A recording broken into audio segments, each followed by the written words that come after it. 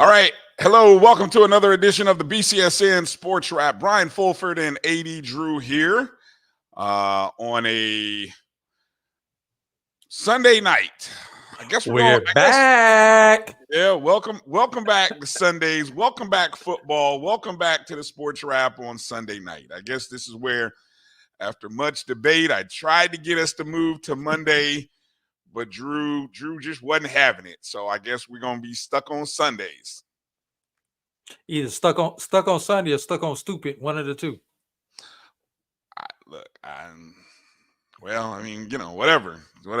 We'll just be what we're gonna be. Be a Sunday show, 6 o'clock. So that's when you can count on us. Here, let me put my phone there on so it's not beeping during the show. How you doing tonight, man? What's good? Have you got your fill of the Olympics? Oh yeah, I've got my deep feel of the Olympics as my screen just went out, but it's back on now. Yeah, I got my deep feel of the Olympics. Watch that, bruh. Did you watch the 100? Oh, did I? Plus 500, baby. Noah Lyles. Yes, sir. Winner, chicken dinner. Hell yeah, I was watching it. I mean, that was the quickest 10 seconds of your life was determined by 100th of a second. A nose, a head nod. That's what it was. That's what it was. It was a nose and a head nod. That's what it was right there. And from the naked eye, I thought the Jamaican guy got him. No. If you didn't have any, when you watched the first run through, I could see it. Yes, I can understand if you didn't have any stakes in the game, but I was watching and I had stakes in the game, and I had a good thought that I was like, yeah, he got him by a head nod. So I was pleasantly, I was pumped. It made up for a horrible day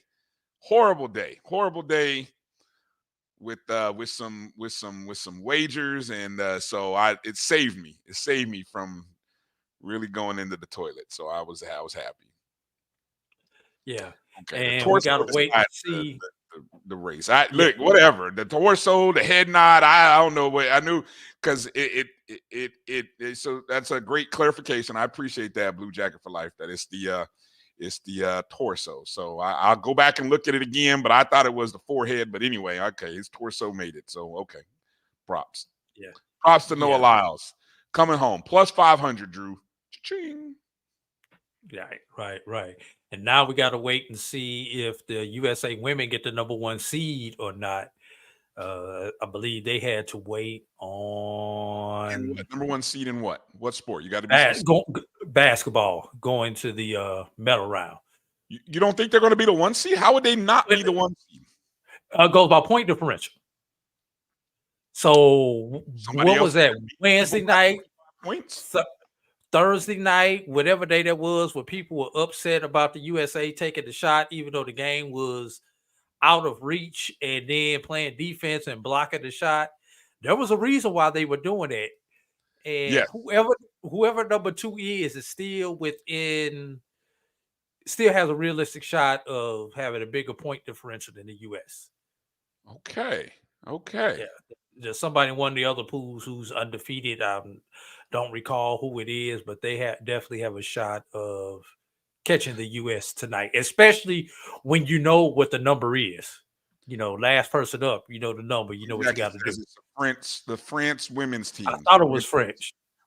I wasn't 100% sure, but I thought it was France. So France does have a chance to catch the US tonight. But speaking, since you started with the tournament seedings for basketball, I'm gonna take you over to the men's basketball tournament. Have you seen the release of the pairings yet? No, I have not.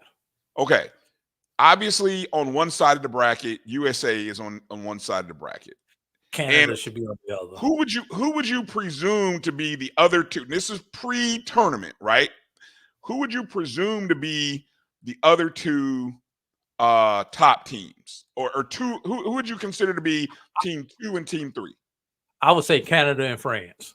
Okay, so and they're in different pools. All of them are in different pools, right? All 3 different pools.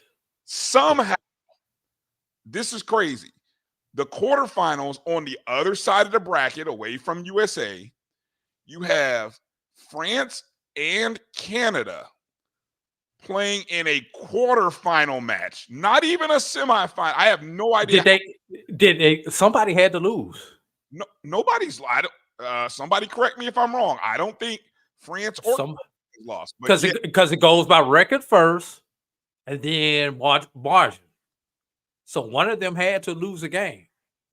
Because Really? your 1, 2, 3 should be 3-0 teams.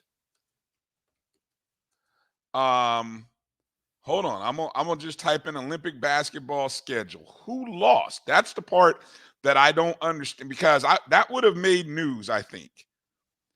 I'm looking here. Oh, France went 2-1. Who did France lose to? Thank you. Blue Jacket for Life is on it, man. I appreciate you, brother.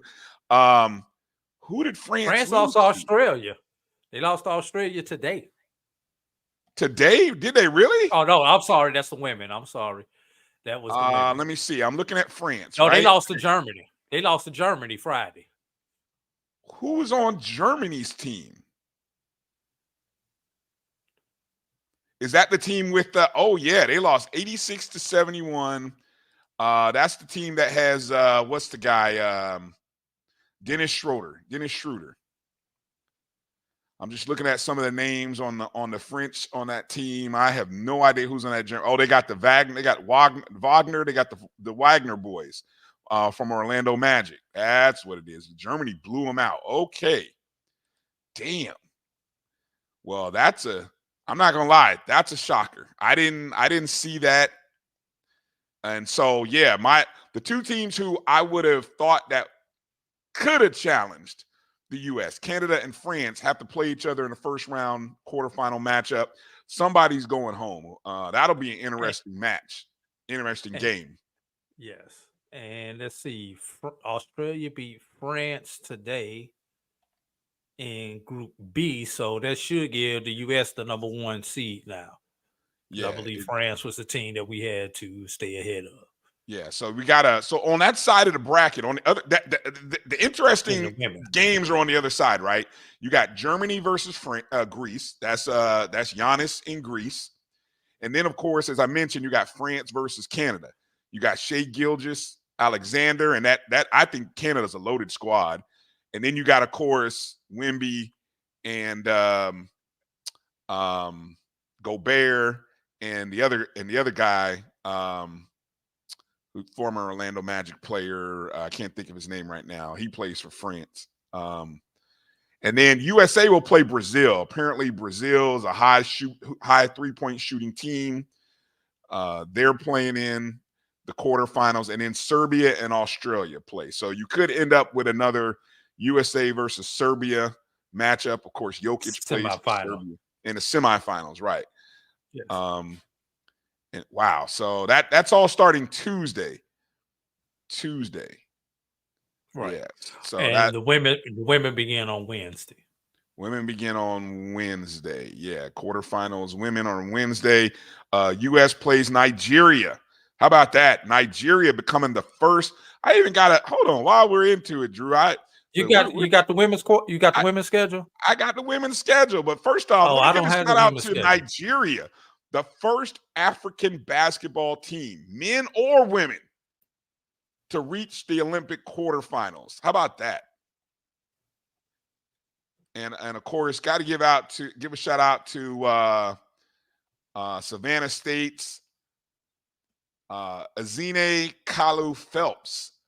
She, of course, right there on the top right from Nigeria, played for Savannah State. Yeah. So so the brackets over on the women's side. Let's see. We've got Nigeria, United States. Yeah, Nigeria versus the United States. And then Serbia, Germany and France. Serbia, Austria. Serbia and Austria, Spain and Belgium.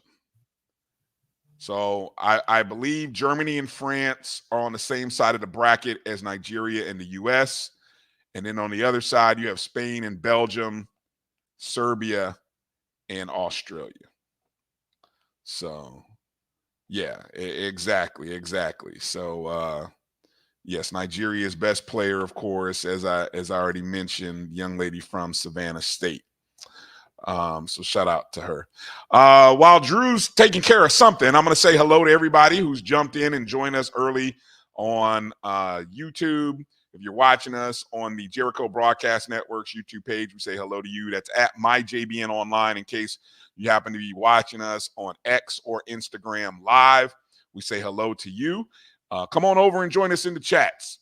Some good conversation always happening. You might even be watching us on Facebook, watching us on the Black College Sports Network Facebook page or our BCSN SportsWrap Facebook page as well. So, we definitely want to say hello. Hit the thumbs up and the like button if you would for us. Real early in the show, we thank you. Go and hit that thumbs up and the like button. Please follow, if you're not already, make sure you're following us, the Black College Sports Network at MyBCSN1, the number one. Yeah, so hello to everybody who's joining us. I see Coach Ferrasi in the building first off. We say hello to Coach. Looking forward to Coach joining us again this year. So I know you guys were real receptive and you enjoyed those episodes that we had during the football season where Coach Ferrasi joined us, breaking down various games throughout the year. So we've got Coach back for season number 2. So we look forward to that. And we'll probably start that sometime after we get a game under our belt, after we get that MEAC SWAC Challenge game. So we'll bring in Coach and then we'll go from there. So looking forward to having him back. You got a chance to meet Coach the past week. Yeah. I was in his part of Alabama. He's moved to Alabama, for those of you all who do not know. About a little bit close to my old stomping grounds. Okay. Not that far, but I was in that area for a job interview. Yeah. And so I stopped by and we hung out for about an hour before I had to get back on the road because I was trying to get on the road before it got dark. So there you go. Good stuff. Yeah. Good stuff. Next time I'll be there long enough so we can get a beer. There you go. Shout out again. Thank you, Blue Jacket for Live. Hello, Tamara T. Thank you for being a JBN subscriber via YouTube as well. Want to, encourage any and everybody who's watching. go ahead and be a part of the Jericho Broadcast Networks on our YouTube page. Just join MyJBN online. Join. You see the join button there. If you're on that subscription on that page, you can subscribe. You know, a cup of coffee every month is very appreciative. We got 3 different levels. You can be a supporter of the BCSN. All of our shows, our show, Dr. Cavill's Inside the HBCU Sports Lab, the Carlos Brown Show, the ONG Strike Zone, and soon to be some others. Just kind of just teasing that a little bit. So you can go and join, and we appreciate you joining in as well. Shout out to Jeff Roberts, Aggie Pride, definitely. Emmett Jones, Russell Hayes, Mary 305, Jeremiah Clark. Hello to each and every one of you. Walter Harley, Israel Carey, checking in. Good to see you, Israel.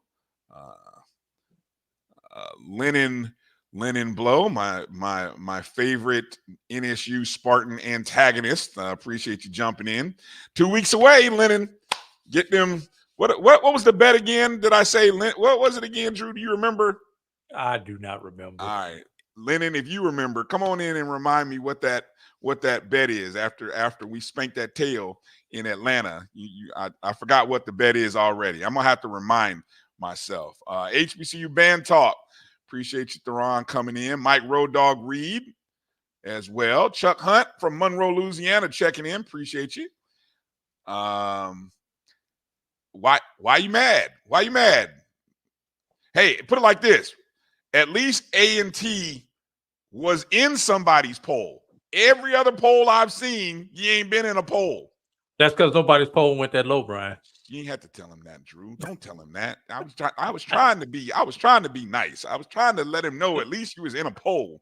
I ain't seen A&T in anybody's poll to date. Just saying. So don't be mad. Don't be mad. Okay. Look, while we're talking Olympics, before we get into talking, the stuff that we had kind of talked about online and things that we want to get into in today's show, I wanted to ask Drew, we like to do top 5s around here on the BCSN SportsWrap. A lot of other people have started coming in doing other top 5s. We're the originators of the top 5. But anyway, so I'm going to ask you, Drew, we're 1 week into the Olympics, okay? Just over 6-7 days or whatever. Give me your top 5 Olympic moments to date so far for you. Moments? Yeah, top 5, either things you saw, top 5 moments, top 5. Next time you do something like this, please let me know in the pre-show so I don't have to go off my dome. Did you not get the text? I sent you the text while I was out walking my 5K at 7 in the morning, and you replied with some other notes. So I figured you saw that, but you must have just looked by it. I must have looked by that portion of the text. Unbelievable. It was like one of the top things I sent out. Okay. All right. While I give you a chance to gestate, I will give you my top 5. And I did put other moments in there in case you want to steal some of my thoughts, right? All right. Top 5 moment. Now, this is in no particular order. I should rank these, but I'm not. Okay. I'm not going to rank these. Maybe next week once the whole thing is done. But these are just my top 5 in no particular order. And I'm trying to think back from the earlier in the week. I'm going to go, my first thought that came to me was women's rugby sevens. I think it's what they call it. Women's rugby 7. Team USA playing in the bronze medal game. First off, Team USA had to play New Zealand. New Zealand, if you don't know anything about rugby, men and women's, New Zealand, that's a country somewhere near Australia, right? They are the ish in rugby, men and women. That's the group, that's the team. They do the haka and everything, whatever. Okay, they do all that. They do the haka after their wins or before the wins, whatever. So the women are they're about as good, bad meaning good, as the men. USA actually got a lead on them to start the game. Whoa, surprisingly, got a 5-0 lead. Okay, and then they gave up like 3 straight scores. Now, I'm not going to go, if you're not familiar with the rugby game, I'm not going to go into giving you the rules. It's it's kind of like American football without the forward pass. Okay, so just think of it in that respect. But anyway, USA actually scored, I think, 12 points on New Zealand, which is the most points I think anybody scored on New Zealand in the entire tournament. Okay, now, so that was, for starters, that was pretty doggone good. So they get into this bronze medal match, and I think they're playing Australia. Australia has a very good defense. It came down to the last play, Drew. USA is backed up on their own, theoretically, on their own 10-yard line. I saw that play. Okay. Backed up on their own 10-yard. They need a touchdown, I think that's what it's called, to actually win or actually tie the game, excuse me. And under center, the young lady pitches it was a beautiful, like five-yard pitch to the young lady from the USA, Team USA, and she runs through the gap, through a hole, and is seemingly almost stopped by 2 or 3 Australian girls. She somehow powers her way through it, through the tackle, pushes the one girl down, bursts through the other girl, and is gone. I mean, literally like an 80-yard run to the house. She dives through the goalposts, which are like towards the front of the end zone, old school style, right? Old school 1930s football. And that ties the game. She has to do the drop kick for the extra point to win the game. I mean, talk about a walk-off moment. That was the last play. There was not going to be another play after that game. And so Team USA ends up winning the bronze. I get chills watching it. It still is right now one of my favorite USA Olympic moments of the week, right? Okay, so that's in my top 5. You got any others? You want to jump? You want to jump in? Have you figured you want me to finish my 5, or do you want me to go? I got one for you. Okay, go ahead. We'll go back and forth here. What's one of yours? How about Scotty Scheffler walking down Fleetwood, down 4 strokes today to win the gold for the U.S. I didn't even see Scheffler on the board. I bet on John Rahm plus 200 because he was like tied for the lead, right? I bet plus 200 on John Rahm to win, and who was nowhere to be seen today. But no, yes he was, Drew. With through 10 or 11 shots, John Rahm had a 2 to 3 stroke lead. I don't know what happened in the last 8 to 9 holes, but I looked up and said, "Damn, Rahm lost and he finished 5th. What the hell?" I did not see where Scheffler was, but anyway, you could have got great money on Scheffler had you bet him when you woke up this morning because he was at least 4, maybe 5 to 1 to win.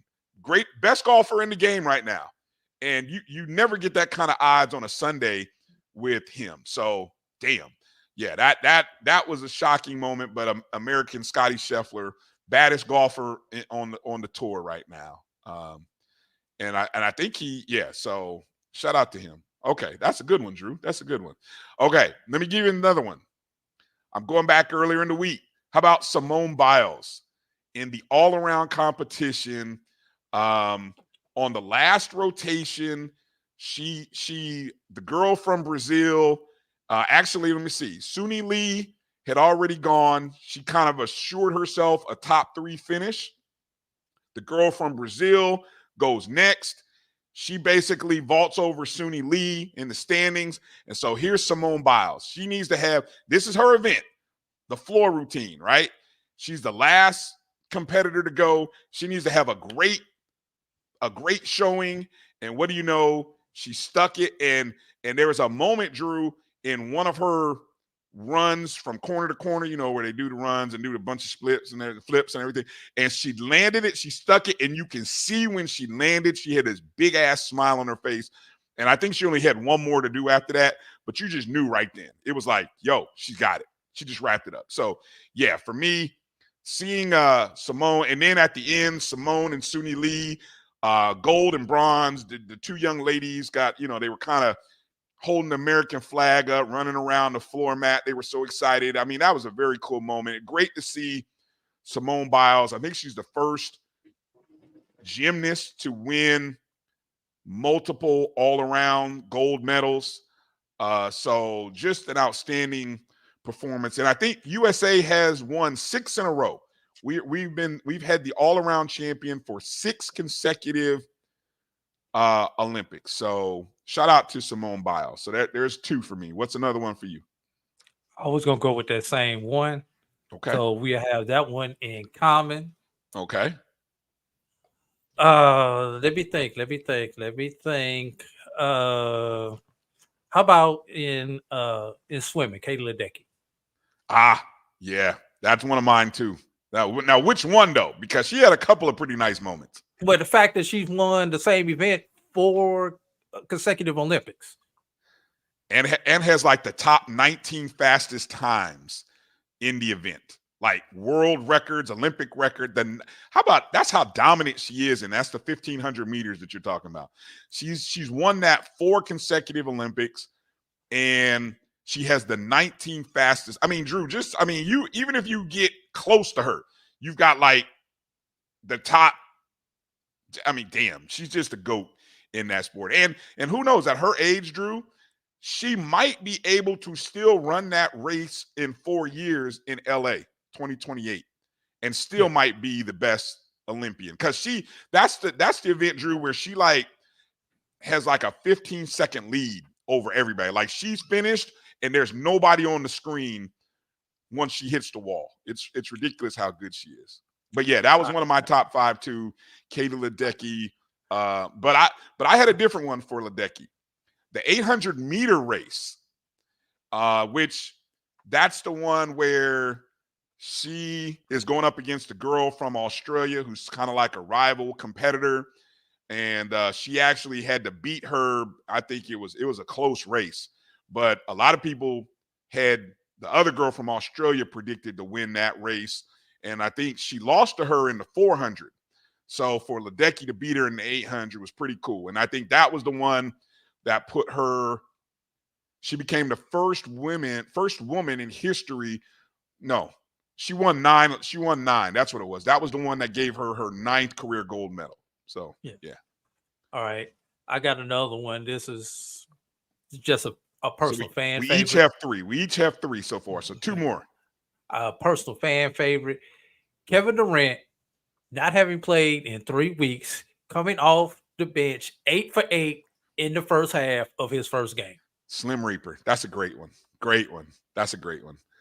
That was like on the edge of my top 5. That was a really cool moment. Yes. Yeah. That's a good one. Good one. Okay. So my number 4 and number 5 both happened today. So I'm just spoiler alert. Number 4 for me was Novak Djokovic, the Joker, defeating Carlos Alcaraz on the same stadium that he lost to him just a month ago in the French Open finals. He beat Alcaraz. Alcaraz is like one of the best clay court players in the game right now, right? And Alcaraz beat him 3-0 a couple of months ago. I mean, smoked him. Djokovic ended up, this is the only medal that he hasn't won. This is one that was keeping him from winning the Golden Slam, right? Which is when you win the 4 majors Slam, and you have an Olympic medal. And only 4 other tennis players have done that. Any guesses on who those 4 are, Drew? Any guesses? Serena. Okay, talking men. Okay. Yep. Nadal.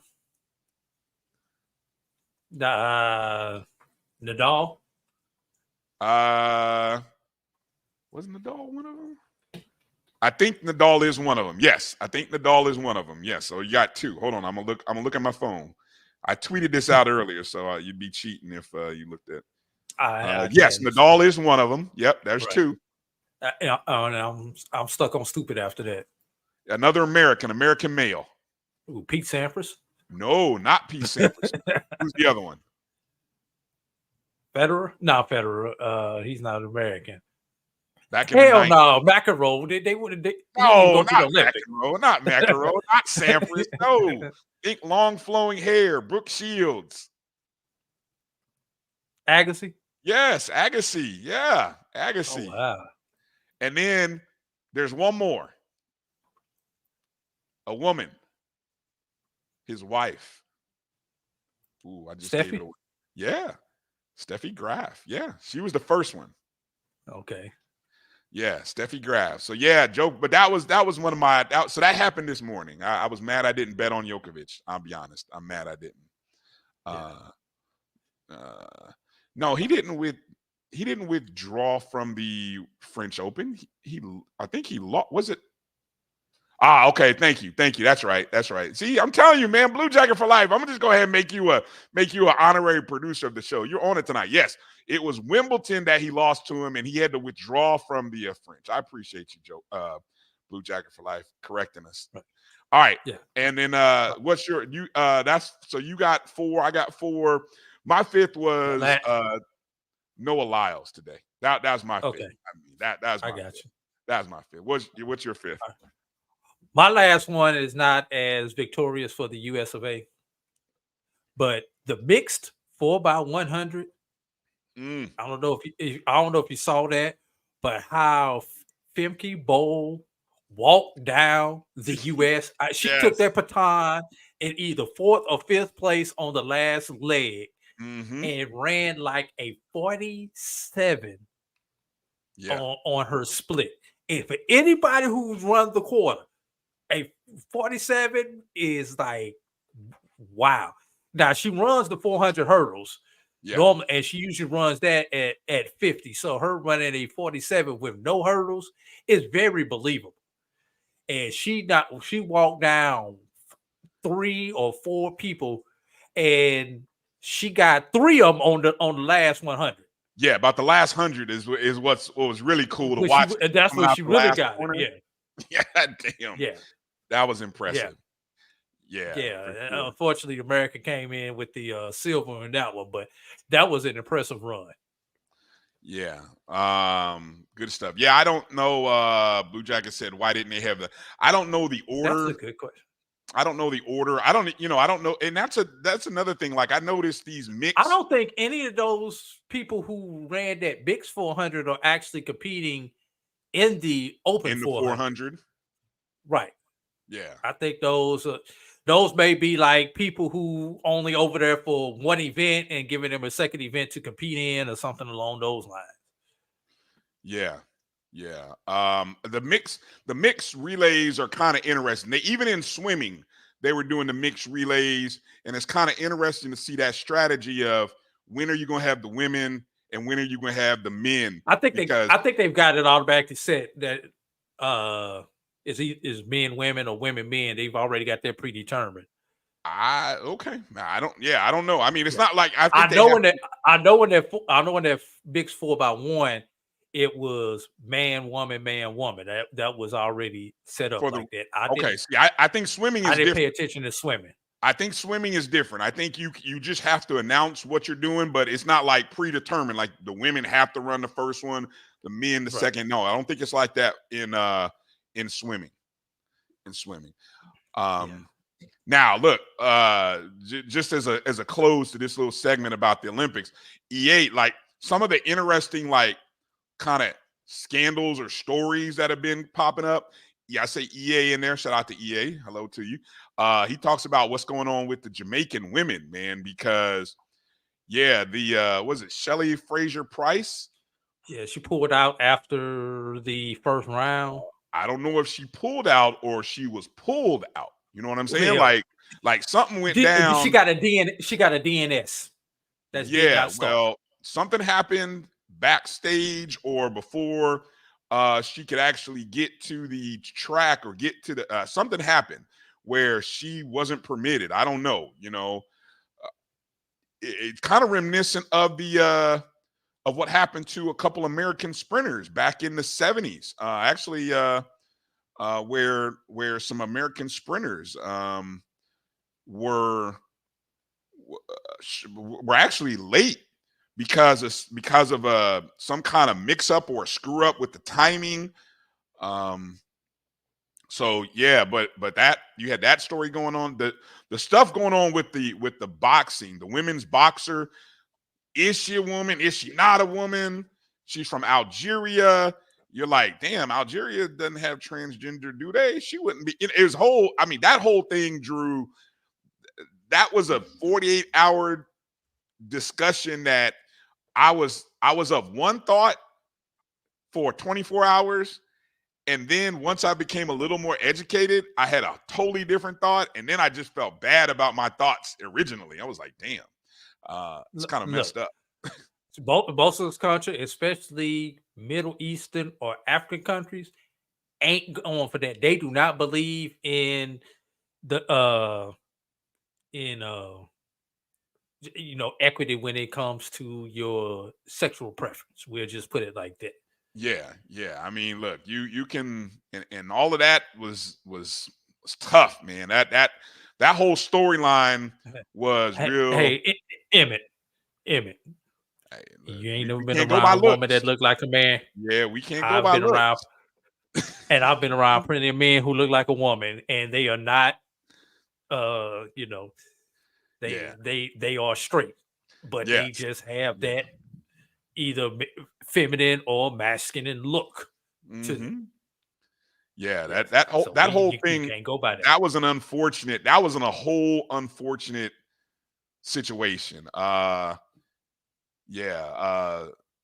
100, the women's 100 meter also was kind of a, once I saw the young lady Julian Allred from, where is she from? Hold on. I saw St. Lucia. She won the first ever medal for St. Lucia. When I saw her beat Sha'Carri in the semis and just their strides, Drew, I should have known then. I should have been betting on her because I don't think she was a favorite. Sha'Carri legs was too short. Exactly. That was my thought too. I saw that and I was like, oh, no. The way that girl got out the blocks, first 3-4 steps, I was like, oh, damn. Wow. Because Sha'Carri's only about 5'1". Yeah, exactly.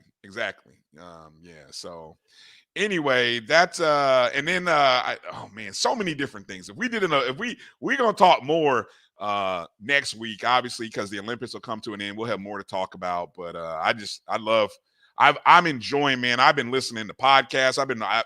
The days I get to stay home and just kind of watch the Gold Zone. Those have been some of my best days this week. Honestly, honest to God, my best days. Speaking of staying home, Brian, do you guys have school tomorrow? Don't have school tomorrow, but teachers have already reported back, so I'm already back in pre-season mode.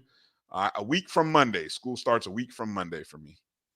Well, we were supposed to start school tomorrow in my area, but this tropical storm is coming straight through this area, so it just started raining about 10 minutes ago during the show. So they canceled school for tomorrow on the first day. Jesus. Fortunate kids. One more day of summer, kids. One more day of summer.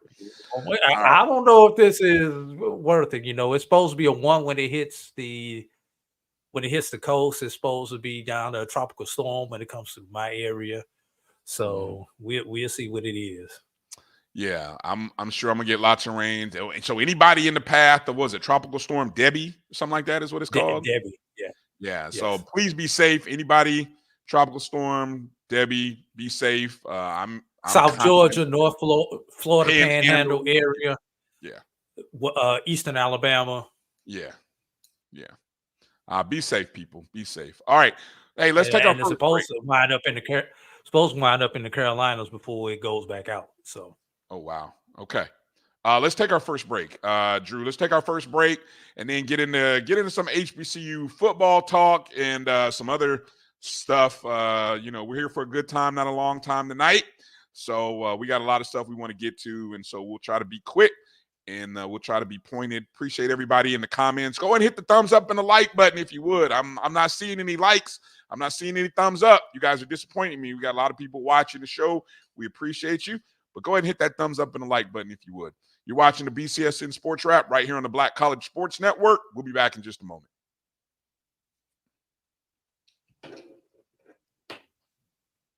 Are you doing it or me? I thought you had it. You've been. Look like you've been producing, so I figured you had it. Okay, I got it now. And say that again. We'll be back when? Into.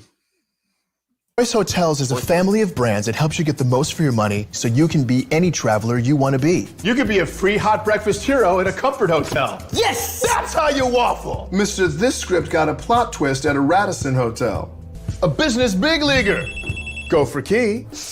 Even the ultimate pool float inflator. With 22 brands and the best value for your money, Choice Hotels has a stay for any you. Book direct at choicehotels.com, where travels come true. Gotta get the corners.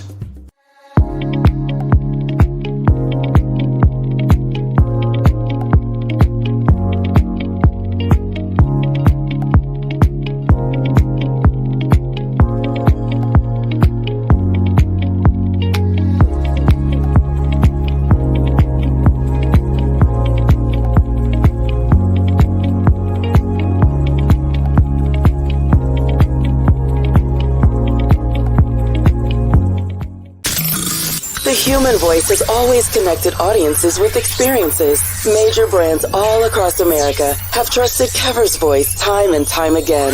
Conversational, powerhouse, intelligent, and sincere. That's the voice you need for your creative marketing process. KeaversVoice.com.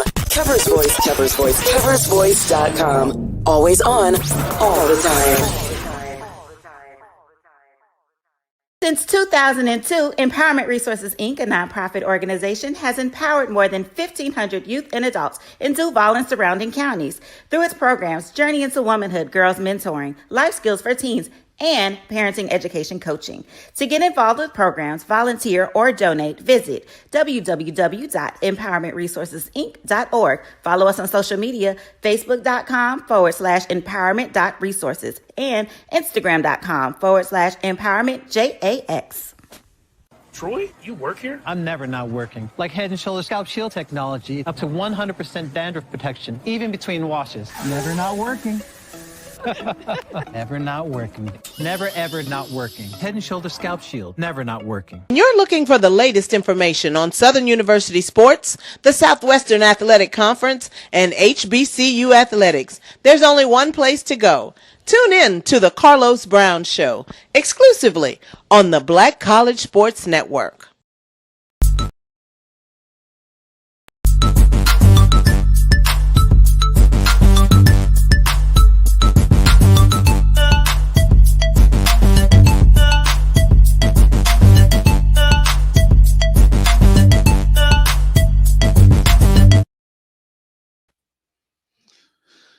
All right, welcome back to the BCSN SportsWrap. Brian Fulford, A.D. Drew here. Just had to finish sending out this tweet. I know Drew put this in the chat room, so you guys take a second if you would. Hit that link up, myBCSN.net/watch/polls. The BCSN Game Time Show is going to be on the road starting in 20 days in Atlanta, Georgia for the MEAC SWAC Challenge, and then we'll travel from Atlanta down to Miami. Back up. We started off in Montgomery, Alabama for BuzzFest. Oh, see. On August 19th. Then we go to the MEAC SWAC Challenge. Okay. Point of clarification. All right.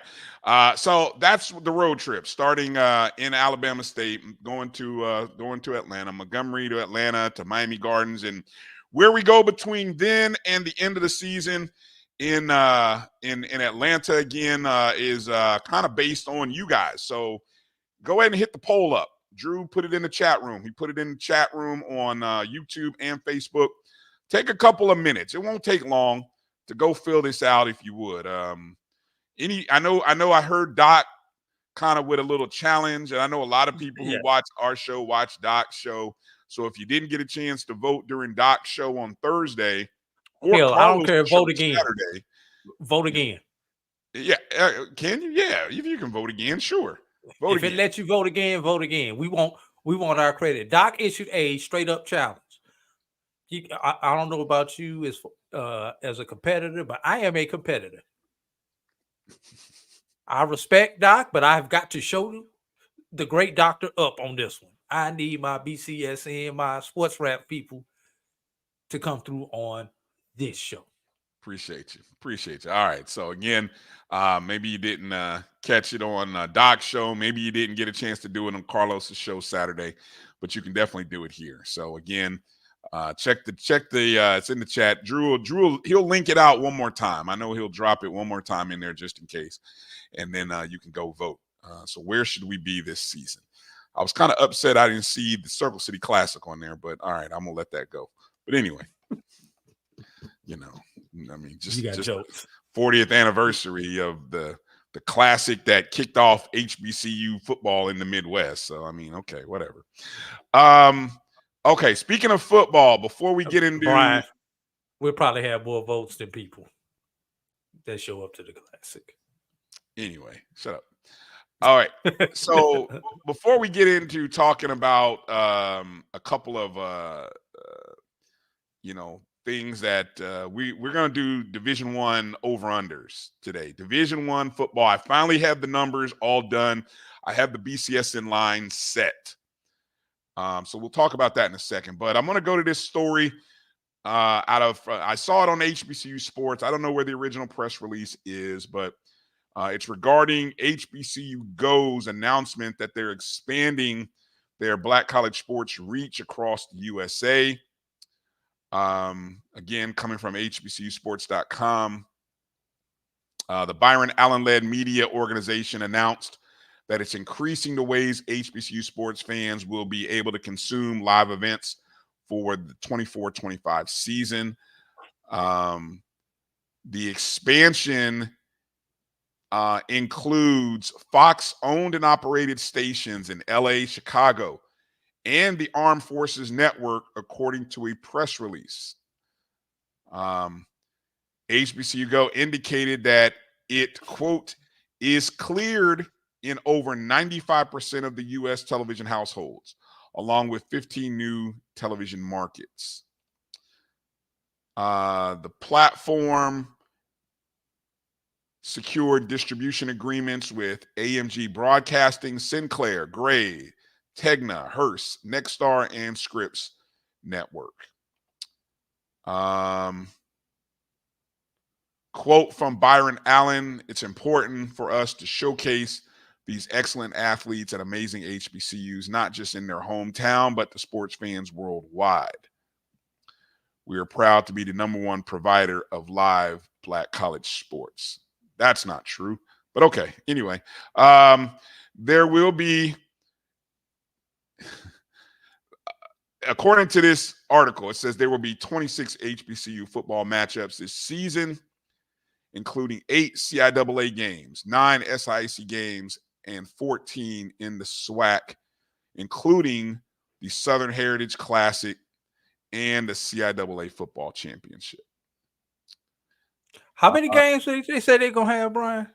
Well, that's interesting because I'm just doing that math. Say that again. 8 CIAA, 9 SIAC, right? What's that? And What's 14. That that's 16. No, 8 plus 9 is not 16, Drew.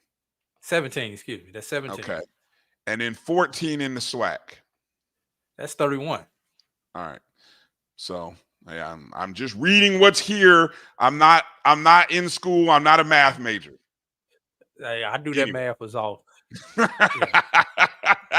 Well, I'll tell you what's even off. I knew it was off because I have my own breakdown of every game. And according to my numbers, HBCU Go is broadcasting 28 games featuring HBCU teams. Whether it be some of those are matchups, some of those are most of those are matchup games. Yeah. So I've got 28. But anyway, I thought what you were going to say, Drew, about that number is, the whole thing about what was the quote here? What was the quote? We are proud to be the #1 provider of live Black college sports. Yeah, not really though. we Not gonna. really. Uh, But okay. Before we go any further, I need to take a point of special privilege and get this question answered. Emmett, go through and choose a game every week, or there is, like Dr. Kavir said, there is a spot where you can do a write-in also. So I think I just wanted to get that out before we got too deep into this conversation, Brian. While people are hot on the voting. Appreciate you guys voting. Appreciate you, Tamara. Appreciate you, Emmett, and everybody else. So look, I've got some. I'm just gonna be quick. I'll be quick and say while you're formulating your thought, I'm just gonna say, my thought is already there. It's great that we have a lot of coverages here. I think when I looked at the matrix of games, and there hold are on games. Let's hold on that part of it before we break the numbers down. Well, what I was going to say go ahead, get your thought, then we'll go deep into the numbers. Yeah, what I was just going to say before I give the numbers, I was just say this is a year in which I think it's an unprecedented number of games will appear on, by my count, 1, 2, 3, 4, 5, 6, 7. By my count, 8 different networks.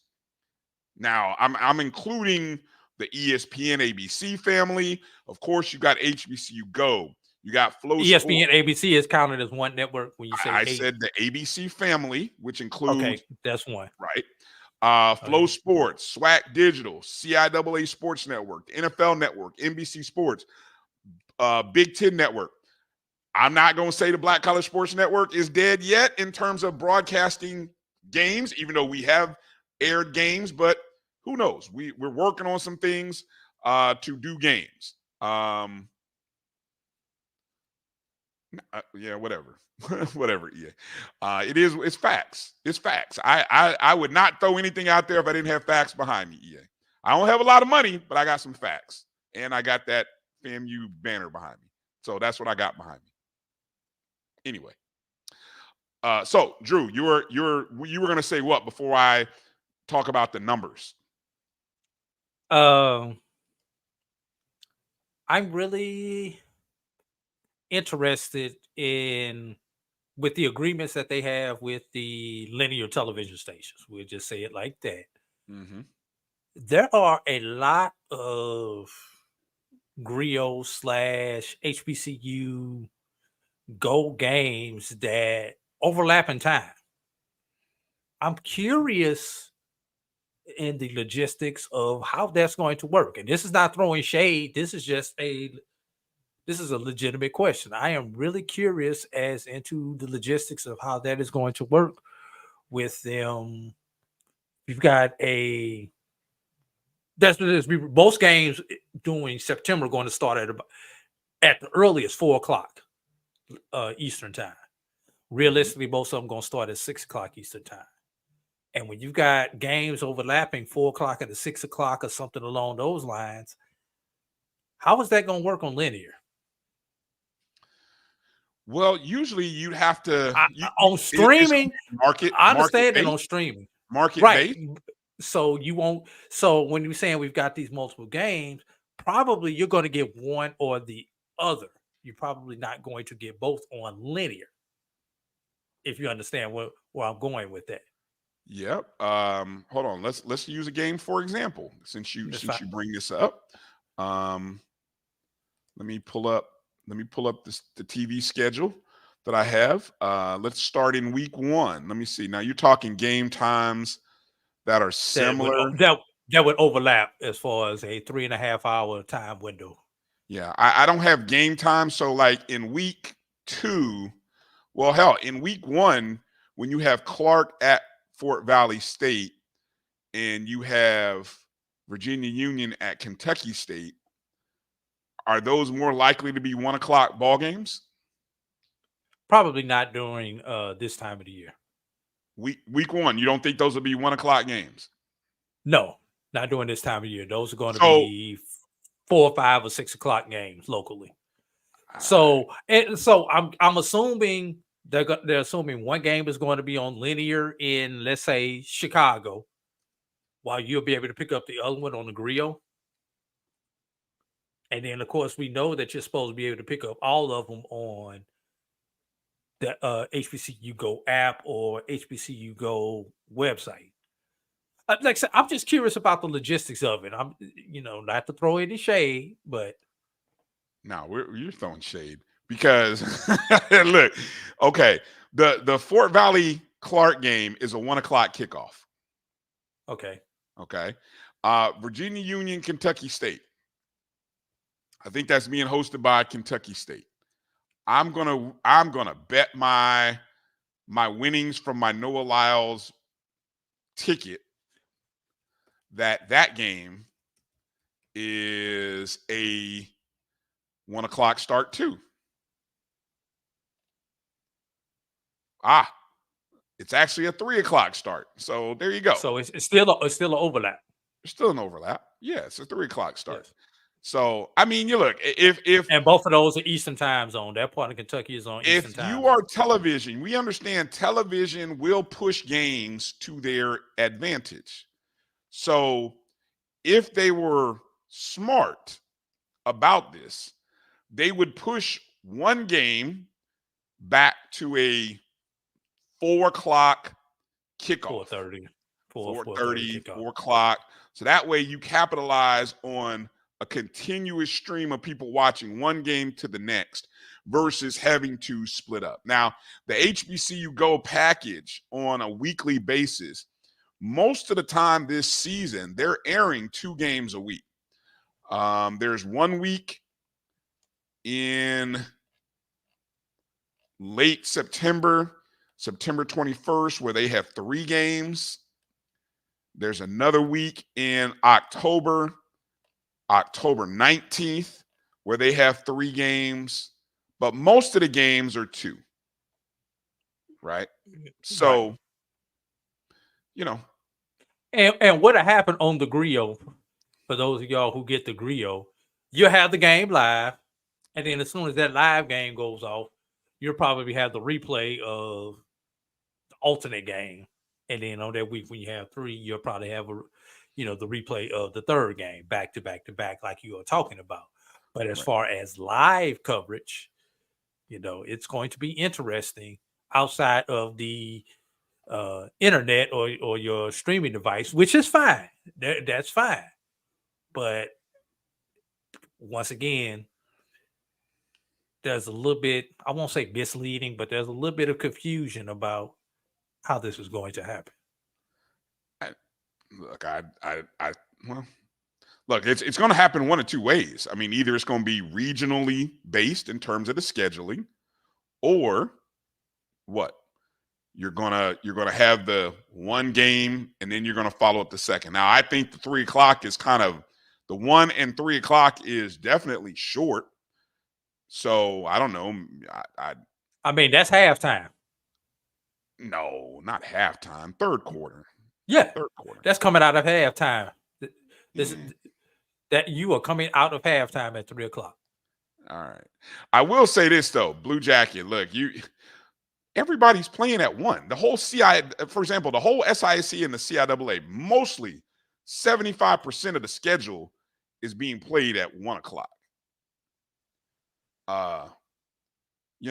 Hey, you're worried about you in the stands. Hell, what about the guys on the field? The guys on the field play at 1. I mean, these games are played at 1. And they own turf. And they're on, field turf mostly. I don't. Most of both. I think everybody in the SIAC pretty much has turf now. Yeah. What is this? That game starts in LA at 10 a.m. Wow. What is he talking about? Well, yeah. Well, a 1:00 East Coast game is 10:00 in LA. People, I don't know about. I've heard from people who live on the West Coast. They love that. They love that because you start your morning with football, and unlike us, who have to stay up late and watch a 7:00 kickoff game, which ends at 10:30, 11. Their game is done at 7:00, and they got the whole evening. So really, I would love to be on the West Coast where I could eat breakfast watching football at 10:00 in the morning and be done by 7:00. And still, if I wanted to go out in the evening, I could. But on the East Coast, guess what? Our last game ends at 10:30, 11, and we're gassed, tired, going to bed, right? Struggling at work in the morning. the or next church morning. or whatever. Yeah, exactly. Well said. Yeah. WSSU Ram Nation. I learned who that was. Shout out. TV is king. The games will fill the slots, and yeah, people can go elsewhere. But yeah. So Lawrence, you're in LA. Yeah. So see, I know. Imagine the NFL. Like I would love for that. You'd be able to watch games at 9, 10 o'clock in the morning and be done by 5 o'clock. A 10, a 1, and a 4. Jeez. Okay. So let me get the numbers, Drew, because I did break down the numbers based on those, when I saw that article, I wanted to go look and say, how many games are going to be on different networks, right?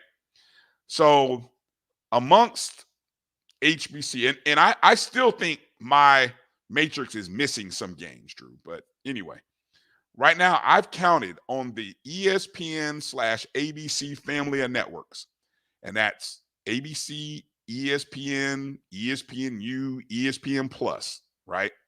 I've counted 109 games throughout the course of this season, with the largest explosion of games happening at the beginning of the season in week 1 and week 2, when you have a lot of HBCU teams playing, Power Fives or FBS teams, right? Yes. Yeah. All right. So they'll be on SEC, ACC, ABC. Yeah. ESPN Plus. So, I mean, in week 1, there are 15 games that'll be featuring HBCUs on the ABC ESPN Plus family of networks. Like practically every SWAC team, everybody in the SWAC you'll be able to watch on ESPN. There'll be a couple of games featuring SIAC teams, all the MEAC. Let me see. Practically all the MEAC, not all of them, but a lot of the MEAC teams will be on ES. So, I mean, that's so in total 109 games. I mentioned the 28 games for HBCU Go. How about this? Flow Sports, 25 games. Now, Flow Sports, that majority of Flow Sports is really that's A&T in Hampton. And also there's a few D2 games, because Flow Sports has contracts with some of the opponents that teams from the SIC and the CIAA play. So some of that includes some Division-II games there. So that's 25 games via Flow Sports. SWAC Digital Network, which has expanding their reach this year. Congratulations to the SWAC for making this possible. 19 games will air on the SWAC Digital Network throughout the course of this season. 19 games. That's pretty good. The CIAA Sports Network, another online platform, they've got 15 games scheduled. I think that will increase, because there are a lot of games that are not, according to what I've seen on the schedule, there are a lot of games that aren't on the CIAA network. But so far I've counted 15 games that are scheduled, and then and usually isn't the CIAA network where you get the quote unquote dump of the rest of the games aren't picked up by everybody else in the CIAA if they aren't picked up by another network? Supposedly, isn't it usually where they land? That's what I believed. Yes, that's what I believed. I thought pretty much every game was accessible via the CIAA network. So that's why maybe it just when I went and did this, they hadn't been scheduled yet. So that's where we're at. And then all the teams stream on the CIAA network. So right now they just haven't put the schedule up. So that's even more. So when I eventually fill in this matrix, because there's a lot of games that are open right now on the CIAA network, and so eventually that'll get filled. And then I think, as I said earlier, there's a game that'll be on NFL Network. That's the Virginia State Benedict game. There's a game that'll be on NBC Sports. That's the Bayou Classic at the end of the year. I think there's even going to be a game on the Big Ten Network, which I think is ran through Fox. and that's Howard at Rutgers to open the season. So, again, just an unprecedented year of coverage. And so a lot of opportunities for us, for you to watch. And some schools will have every game on a national platform. For example, several schools in the SWAC will have every game featured, maybe on ESPN Plus or one of the ESPN family of networks. So I mean that's pretty impressive. I mean, even schools, Drew, like, I hate to say it this way, but even schools like Valley and UAPB will have upwards of 3/4 of their games on TV, right? So even going to Valley, even being at UAPB, you're going to get a lot of games broadcast on TV.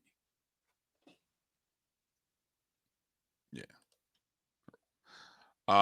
What's this about Florida Memorial home games? Yeah, they are. Florida Memorial's home games are on HBCU Plus. Okay. Yeah, so there's another platform that I haven't seen, And so again, we're talking just football, but I'll tell you, the inventory of available games is even deeper when we start talking about volleyball. Appreciate Roy for even reminding. I mean, there are so many more opportunities to even broadcast volleyball games. So the exposure opportunities are there for other sports. Do these commissioners, do these school presidents, and notice who I said there, commissioners and school presidents. It's not the ADs, it's the presidents of these universities, the commissioners who work for the presidents of the universities.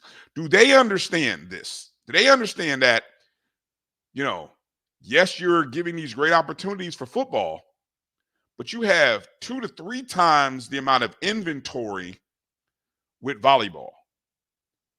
And hell, when you get to basketball, I mean, just as much. Hopefully they do recognize and realize that. They're taking a gamble on inventory versus eyeballs.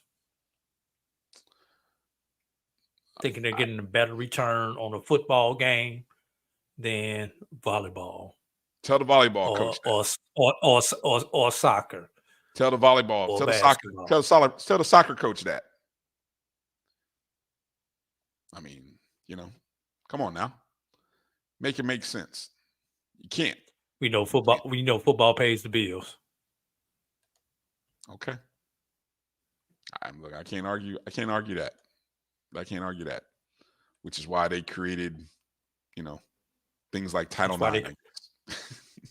And that's also why they created check games. Yes. All right, let's take a break. Come back. Let's give you some over-unders for the Division-I season. It's going to get interesting. This might get even a little controversial. We're going to break down the 21 over and unders for the upcoming season right here on the BCSN SportsWrap. So get your pencil pens ready. I don't have any fancy graphics. I apologize. Maybe next week's show I'll have fancy graphics. So get your pens and pencils out, kids, for over-unders as we go through the MEAC, SWAC, and our 3 independent schools. Give you what we believe the over-under line is. So, we like to think one day you have an opportunity to actually wager on these, just like you can everything else. While we're opening the doors, let's open the doors all the way. But anyway, all right, let's take a break. You're watching the BCSN SportsWrap right here on the Black College Sports Network. We'll be back in just a second. Hey, grab me one too.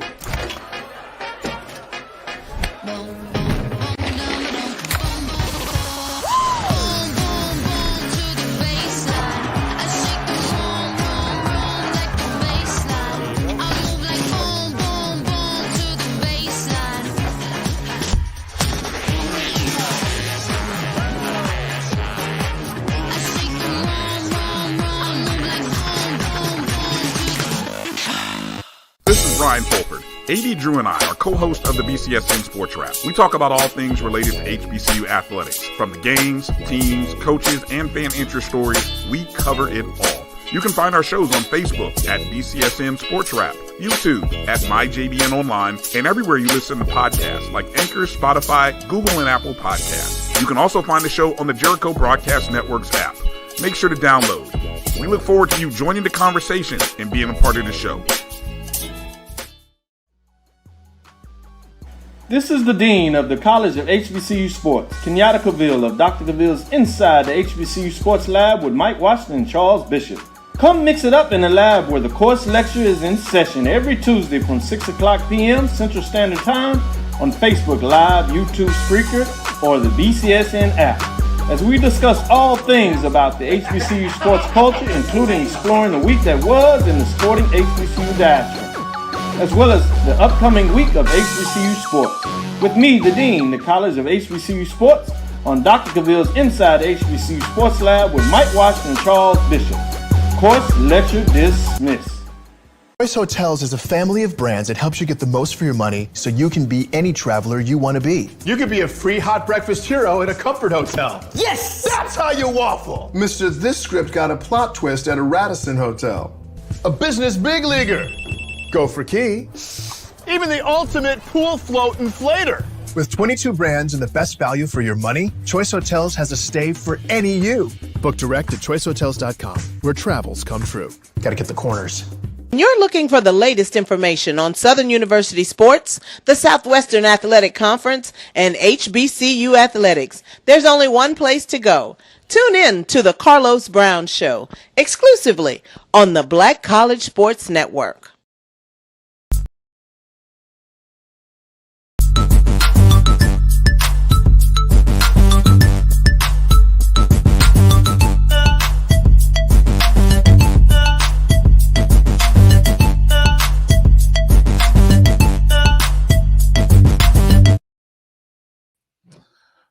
Welcome back to the BCSN Sports Wrap. Brian Fulford, AD Drew here. Drew, you said something. You had a video that you wanted to show. You got it ready? Can you hear me? I can hear you. Do you have the video ready? I forgot to put my headphones and stuff back on, man. Is the video ready? It is ready. Let me. Well, while you're getting that ready, just want to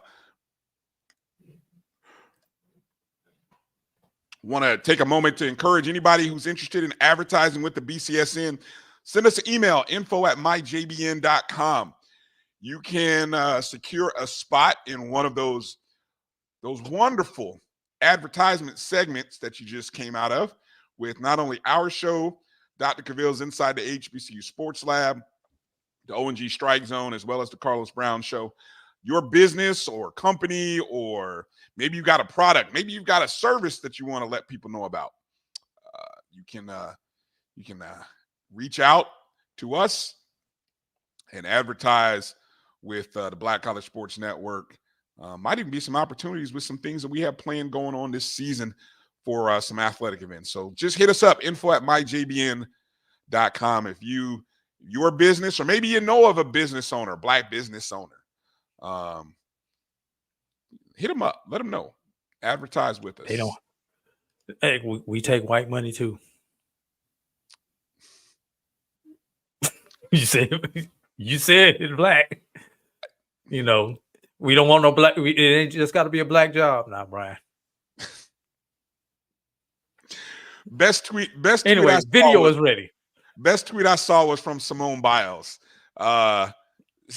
She's talked about her black job, and she said, "My black job is winning gold medals." I said, "Go ahead, Simone. You go ahead, girl." There you go. Yeah. What a job. All right. Video's ready. Yes. I don't know where it is. So.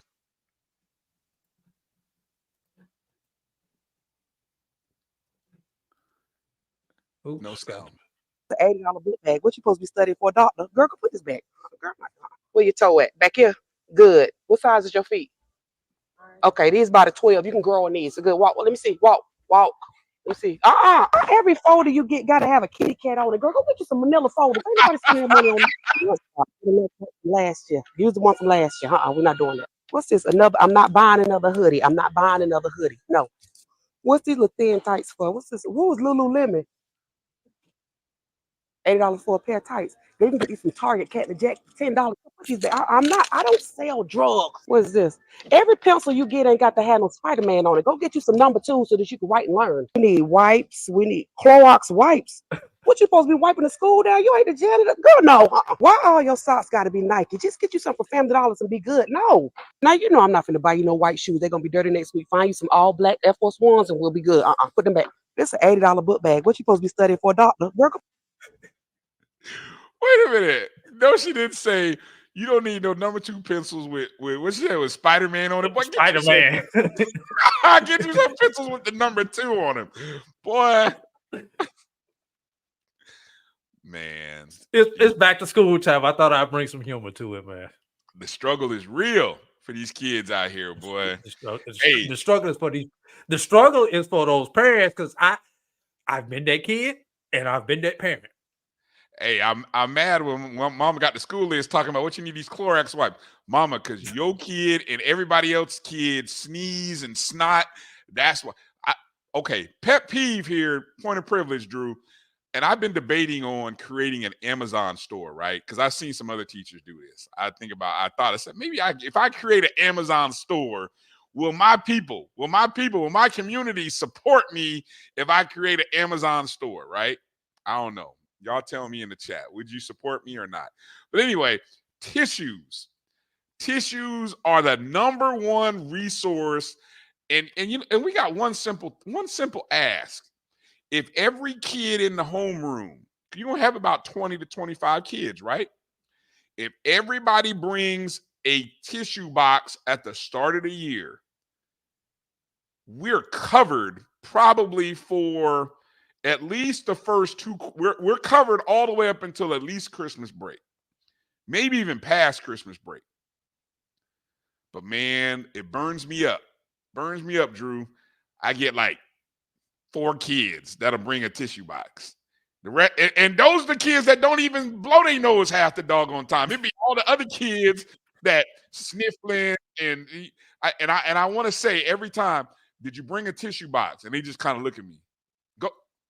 Go to the bathroom. No, matter of fact, just stand out in the hallway and here, take this tissue, take this paper towel. Right. That's what they want. They want to go to the bathroom. Right. They'd be like, no, go stand in the hallway with this paper towel and blow your nose. You know, you got that one kid, Bryan. Pay attention. No. That I teach high school kids. If I see a high school kid do that, Drew, I'm sending him to the office. You need to go to I have you with snot on your no. I'm not in elementary. That's elementary right there. That's elementary. I see what my man Keith said. Exactly.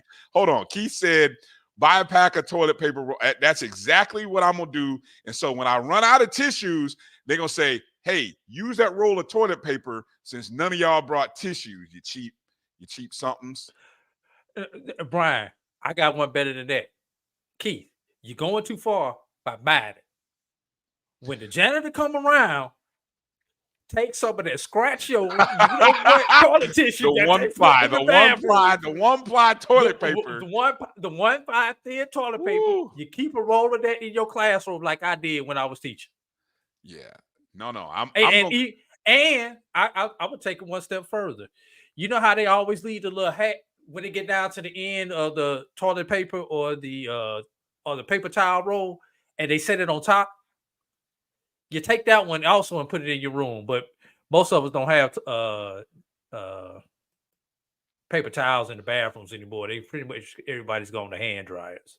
No, I don't know what kind of school you got, but my school, my school still had paper towels. I don't know what kind of school you had. I haven't seen paper towels in a school in my area in a long time. Wow. Everybody has hand dry. It's less mess. Well, it's less mess. I get that, but I mean, you got to be able to afford that, Drew. Hell, I mean, just because I teach at a private Christian school don't mean I'm at the school where there's the money flowing in like that. The tuition ain't $20,000 for the year. Anyway. Yeah, I really can count the number of times I've actually seen paper towels in the bathroom. Right, I'm right there with Keith. I'm right there with you, Keith. That's the kind of school I'm at. Where look, we everybody ain't able to. We ain't able to have them dryers. But anyway, I'm gonna go ahead and I'm gonna create the Amazon list. I had a couple. I told a couple teachers on Friday because I saw they created a list. I said, could you help me make a list? I just kind of sucking up to them. But anyway, I'm like, I need you to create an Amazon list for me. I know enough people. Maybe I can get people to buy things. And I'm gonna put legitimate stuff. I'm not gonna put stuff from my house on the list, although it might a few items might sneak on there. But anyway, okay. Let's talk over-unders. Over-under. So this is our way of kind of looking at the upcoming season. We like to use data to make predictions about the season, to analyze the season. Everybody's got a poll, Drew. Remember, when on Wednesday's show, the ONG Strike Zone, we had Stan Beckton of NCAA.com. He had just released the power rankings for the NCAA.com. He also had, let's look at that for a second. Hold on. I think I got the graphic here for that. Let me see. Where is it at? I thought I had it. The power rankings for, here it is. Okay. So power rankings, if you just look at polls and rankings, these are the first 5.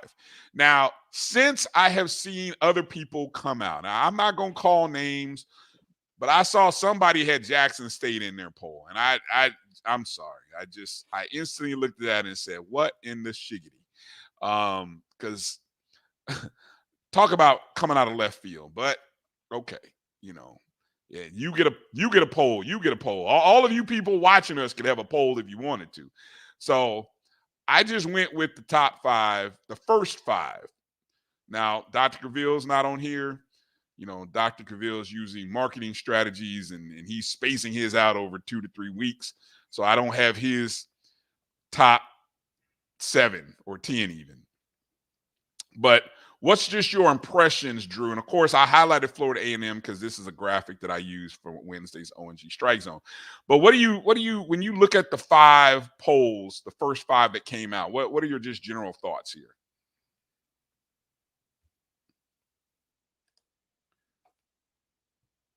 Is this the first time you're seeing this? I'm sure. 5. I saw it on the show, but It's the first time I've actually had a chance to study it. You got 5 polls. You've got 4 number ones. Looks like 3 number. No matter who your number 4 different. 3 different number ones. But it looks like no matter who your number 1 is, Central is the consensus number 2 team. Yeah, that stood out to me as well. Stood out to me as well. Okay, and then Howard is all over the place. FAMU is all over the place. Alcorn snuck in. Alcorn's all over. Alcorn's all over the place. Alabama State's all over the place. I mean, they go from as low as a 5 to 1 and 2 polls, 2 in another polls to they not even in the top 5 in the last poll, HBCU Game Day poll. So what's interesting? You know what this tells me, Brian? Uh-huh. Nobody has a freaking clue. Unlike the last few years, where you've had probably almost going back a decade, Brian, you've always had a consensus number 1 coming in. Sure. I mean, you had Grambling as a consensus number 1 back in the early Celebration Bowl era. Then you had A&T, who was probably the clear number 1 coming into the season during that era. Alcorn may have snuck in there a little bit at first, replacing Grambling, but you had 1 or 2 teams. We're not going to count the COVID year when Alabama A&M, but even still, Alabama A&M was the consensus number 1 team that year, even during the COVID season. And then you had Jackson State as a consensus number 1 coming into, and FAMU was a consensus number 1 last year. So now this year, no one knows. Why does no one know what to expect? New coaches, I think quarterbacks. In my opinion. Start off with the coaches. Okay, even because coaches roster turnovers, including the quarterbacks. You got turnovers at the coordinator positions. Most of these schools have at least one, if not two, new coordinators. Mm-hmm. Some of them by merit because they've gotten jobs elsewhere. Some of them by necessity because they were not performing at the level that they needed to perform where they were currently at. And then the other thing that I see, Brian, Prairie View has won the SWAC West 2 consecutive years. Yeah. No respect. And correct me if I'm wrong, they were they not tied with Southern the year that Southern actually went to the SWAC championship game? But Southern you might be right. Yes. Southern had the tiebreaker. Yes. So Prairie View. They've been the best team in the West the last couple seasons. And that's not saying a lot, but it's saying that it is under two coaches. Right. Right. You know, so that's saying, and then honestly, you know, Jackson State, right, where they, you know, they're kind of there. But EA, okay, answer this question, Drew. EA says it's lazy journalism. Is it really lazy though? I mean, come on, it's preseason.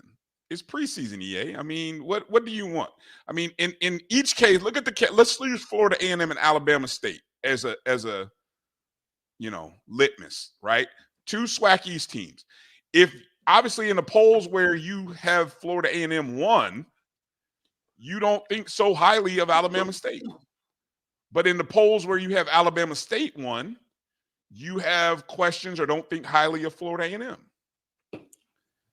Even I don't know if that's. I don't even know if that's taking it that far, Brian. This is the thing: Alabama A&M and Florida and Alabama A&M, Alabama State and Florida A&M play each other. Correct. Basically, whoever you have ranked ahead is who you're saying is going to win that matchup. I agree. Probably so. Yep. It's that simple when it comes to those two. Yeah. It's Alabama State's homecoming. So 3 people. Same thing for North Carolina Central and Howard. No. Hold on. Let's stay with this one first. Then we'll switch that one. 3 people think Alabama State is going to win their homecoming against Florida A&M. 2 people think Florida A&M is going to go into Montgomery and beat Alabama State. Okay. And like I said, the same thing with Howard and Central. Well, right now, no one thinks Howard is going to beat Central because everybody has Central ahead of Howard. Yep.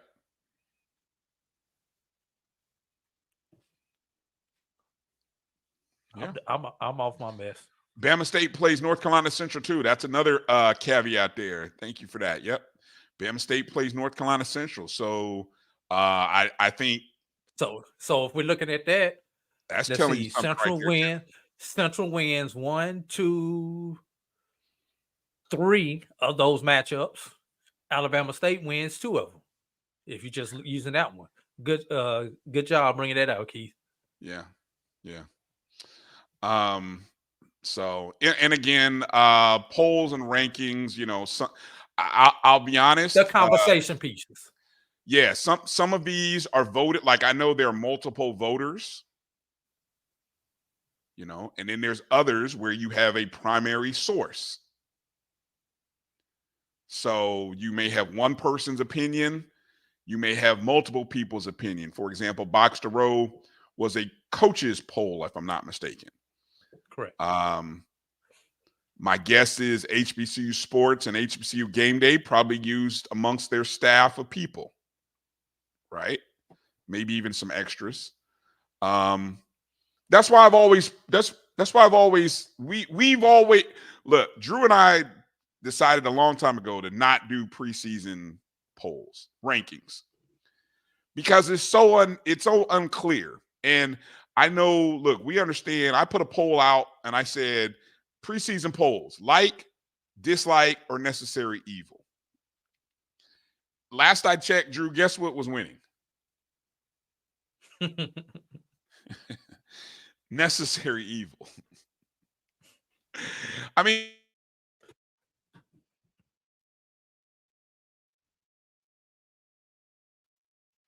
to have something to talk about. Exactly. We've always waited until after 4 games in. 4 Yeah. games in. Yeah, we've always waited until after some games in before, you know, we put anything out there. So, all right, let's talk over unders, Drew. Hey, check your text messages.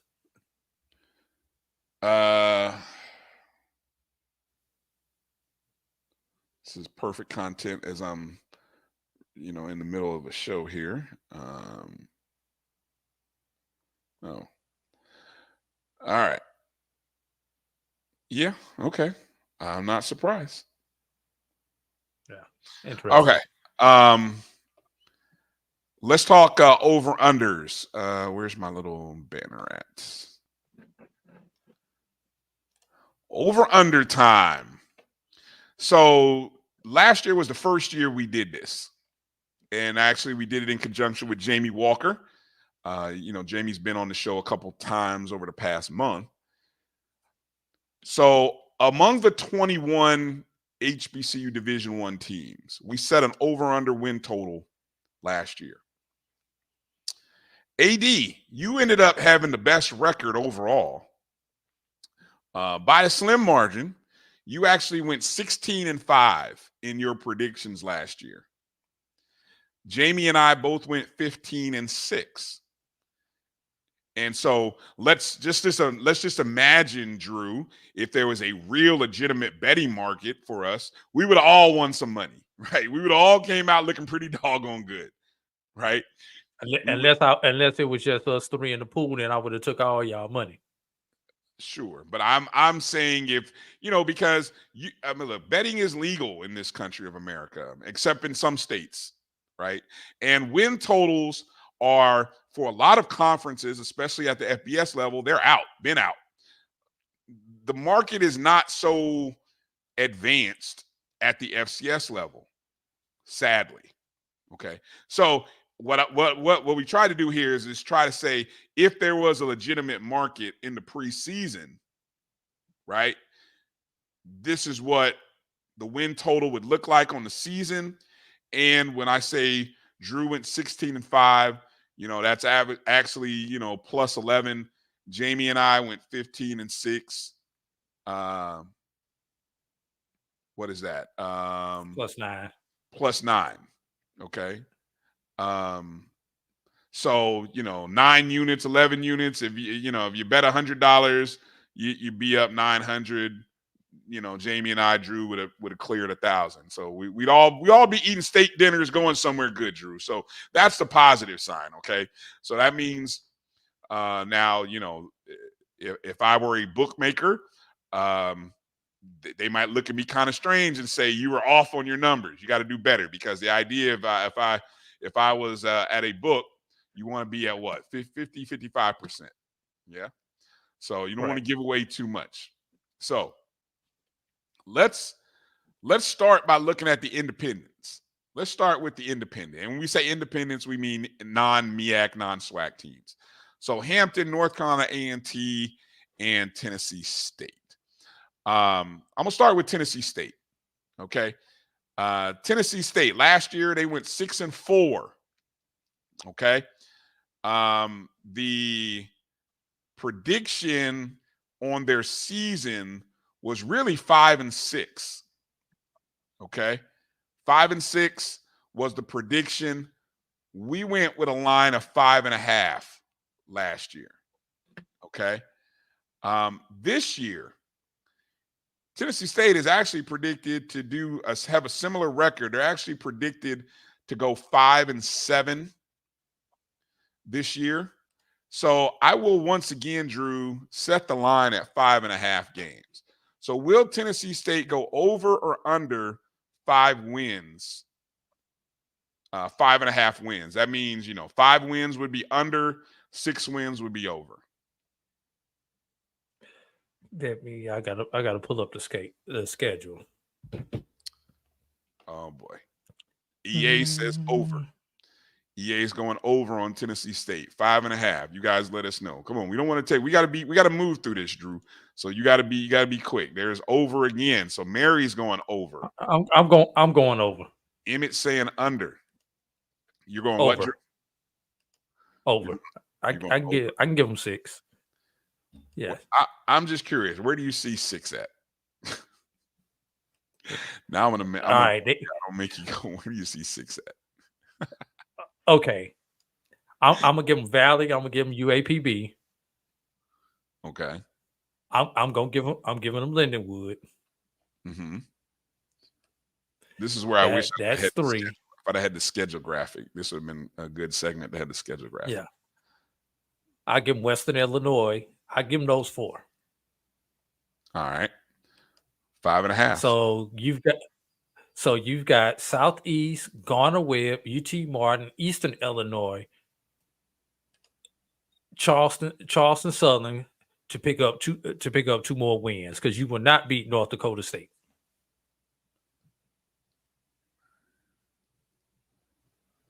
I'm giving them 6 games to get 2. 3, 4. They're like 12. It's a 12 gamer. Okay, 12. Yeah, I think they've got a couple of Division 2 games. They got a couple of Division 2 games in there against somebody. No. That's why I'm giving them the 6, because they've got the extra game. Yeah. I probably should have set this higher, but I don't know. I'm gonna go over. I went over last year, and they finished at that. So I see a couple other people saying over. More people are saying over. What's interesting is, this is year. What year is this for Eddie George? Did he not come in with Prime, or he came in a year after Prime? The year after Prime. So I like this prediction here. Tennessee State beating Howard. I like that. That's an interesting one. Yeah. I give this is year 3. Yeah, year 3. All right. Somebody said 4. Yeah, sure. North Dakota it would State, be year 4. North Dakota State. They play North Dakota State. That's North Dakota State. At North Dakota State at the what is it? The Fargo Dome or something like that. Is that the one who played in the Fargo Dome? I thought that was South Dakota played in the Fargo Dome. But okay, maybe you're right. I don't know. North Dakota State plays in a dome. That'll be a great litmus test for Tennessee State. It really will, to see where they're at. Okay. Now let's get into the teams from the CAA. This will be interesting. This will be fun for some of you. So it might be a little painful for some of you to listen to. Let's start. Let's start with A&T. Let's start with A&T, who comes in with a highly. It's kind of interesting in terms of rating. A&T comes in with a good rating. Like, the computer metrics love A&T. Now, A&T underperformed last year. That's because of that conference too. Yes, it is because of that conference, which, that conference is stacked with teams who, like, 6 teams all rated in the top 50, 6 or 7 teams rated in the top 50. But anyway, last year, North Carolina A&T, 1-10. They were predicted to go 4-6-1 last year. We set the line at 5.5. Now, I think when I go back and look, Drew, you were more optimistic with A&T than me and Jamie. Even Jamie went under last year. Jamie went under 5. He's an A&T guy. Jamie went under last year. He and I got it right. You were wrong by going over. Look, I'm not going to set the line at 5.5 again for A&T. I'm setting it at 4.5. So I dropped it a game from a year ago. So even though they play one more game, they play one more game, but the prediction for North Carolina A&T this year is woof. The ratings they're predicted to go 3-9 this year, Drew. 3-9. I'm going under. You're going under 4.5. So 4 wins, though, yes. Drew, will cover you. 4 wins. I don't see it. I'm seeing it coming in hard and heavy. Under. Of course, Winston-Salem, maybe Campbell. even he even go under. After you get past that, I don't know. Hey, I'll say this: going from 1 win to 4 is an improvement. So if you have 4, you've improved, right? From a 1-win season, there's all kinds of, you can go high, but I don't think that 5, you guys who were saying, I said it at 4.5. I'm saying Lawrence, under. you can't go even with 4.5. You can't go 4.5, Lawrence. That's why I said it at 4.5. So either you think they're going to win 4 games or less, or 5 games or more. A&T Roy, it's not that we don't know what y'all have. It's that we kind of know what everybody else has. Give me the 5 games, like A&T Roy or Jeff. You guys who are going over, tell me the 5 games. What are the 5 games? Put them. What are the 5 games you win? I just want to keep an eye on those 5 games. And Lord help me if you say 6. Even Ram Nation said they haven't beaten Winston-Salem since 2009. Look, thank God that game is early in the season. When is that game? Let me see. That game is week 2. Week 2. After they played Wake Forest. The good thing is they're playing Wake Forest on a Thursday night. So they have a couple extra days to recover. A&T is predicted to win that game 42-7 over Winston-Salem. If they don't beat Winston, look, they don't usually set lines when you have Division-I versus Division-II teams, but let's just say conservatively, Drew, let's give that a 4 touchdown spread, right? 28 points. If A&T doesn't beat Winston-Salem by 28 points, what's the rest of the season looking like? Oh, I hit the wrong button. I was supposed to hit the mute button, not the camera button. All right, so Winston-Salem sent. Stop it. You really think y'all gonna beat Central, North Carolina Central? I'm questioning even the South Carolina State game. That's a big wish. I'm questioning Hampton. If A&T, Roy, if A&T, those 5 games, you might be worthy of of HBCU football national champions if y'all do that. If you all beat those 5, if you beat those 5 teams, 7-8 wins is realistic. I don't see that happening. Oh my God, the talk here. The day Aggie pride died. Wow.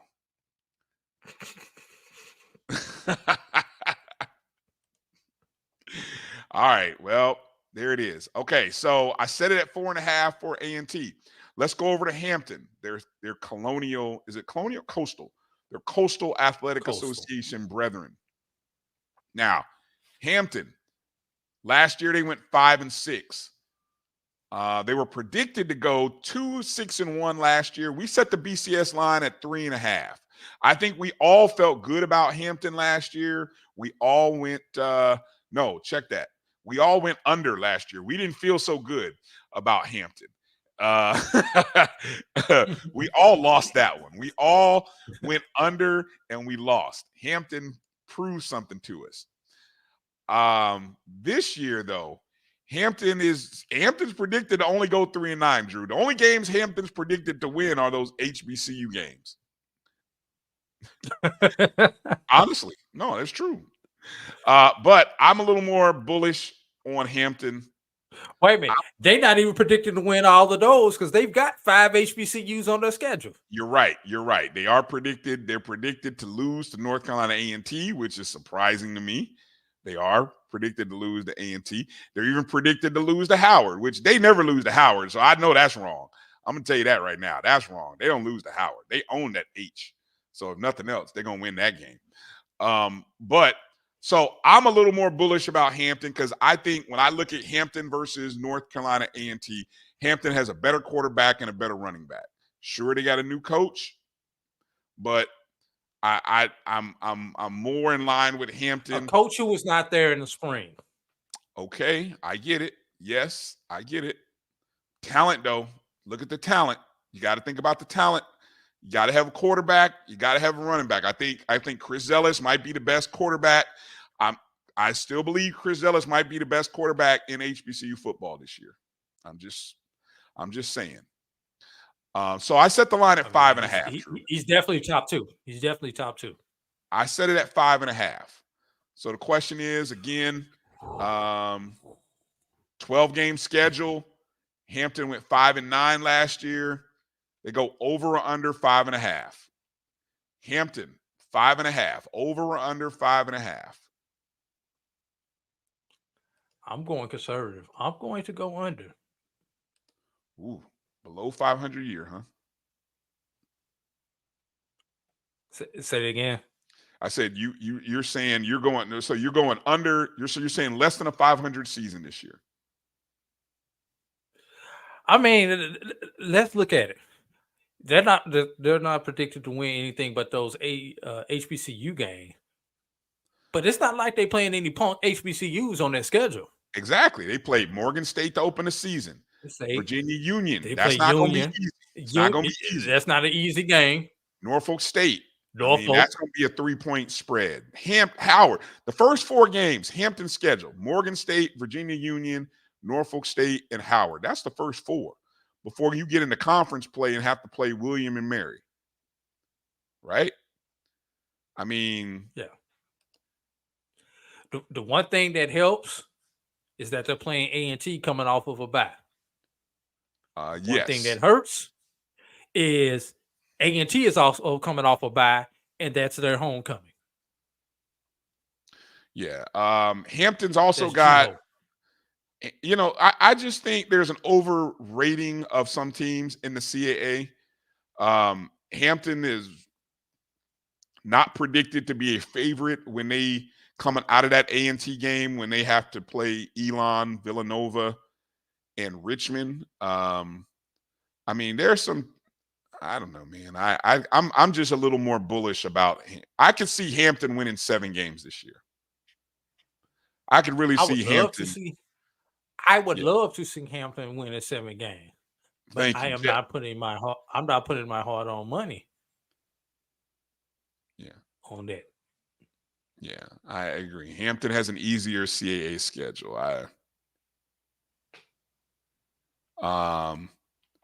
So what's your final prediction here? You said under, right? Is that what you said?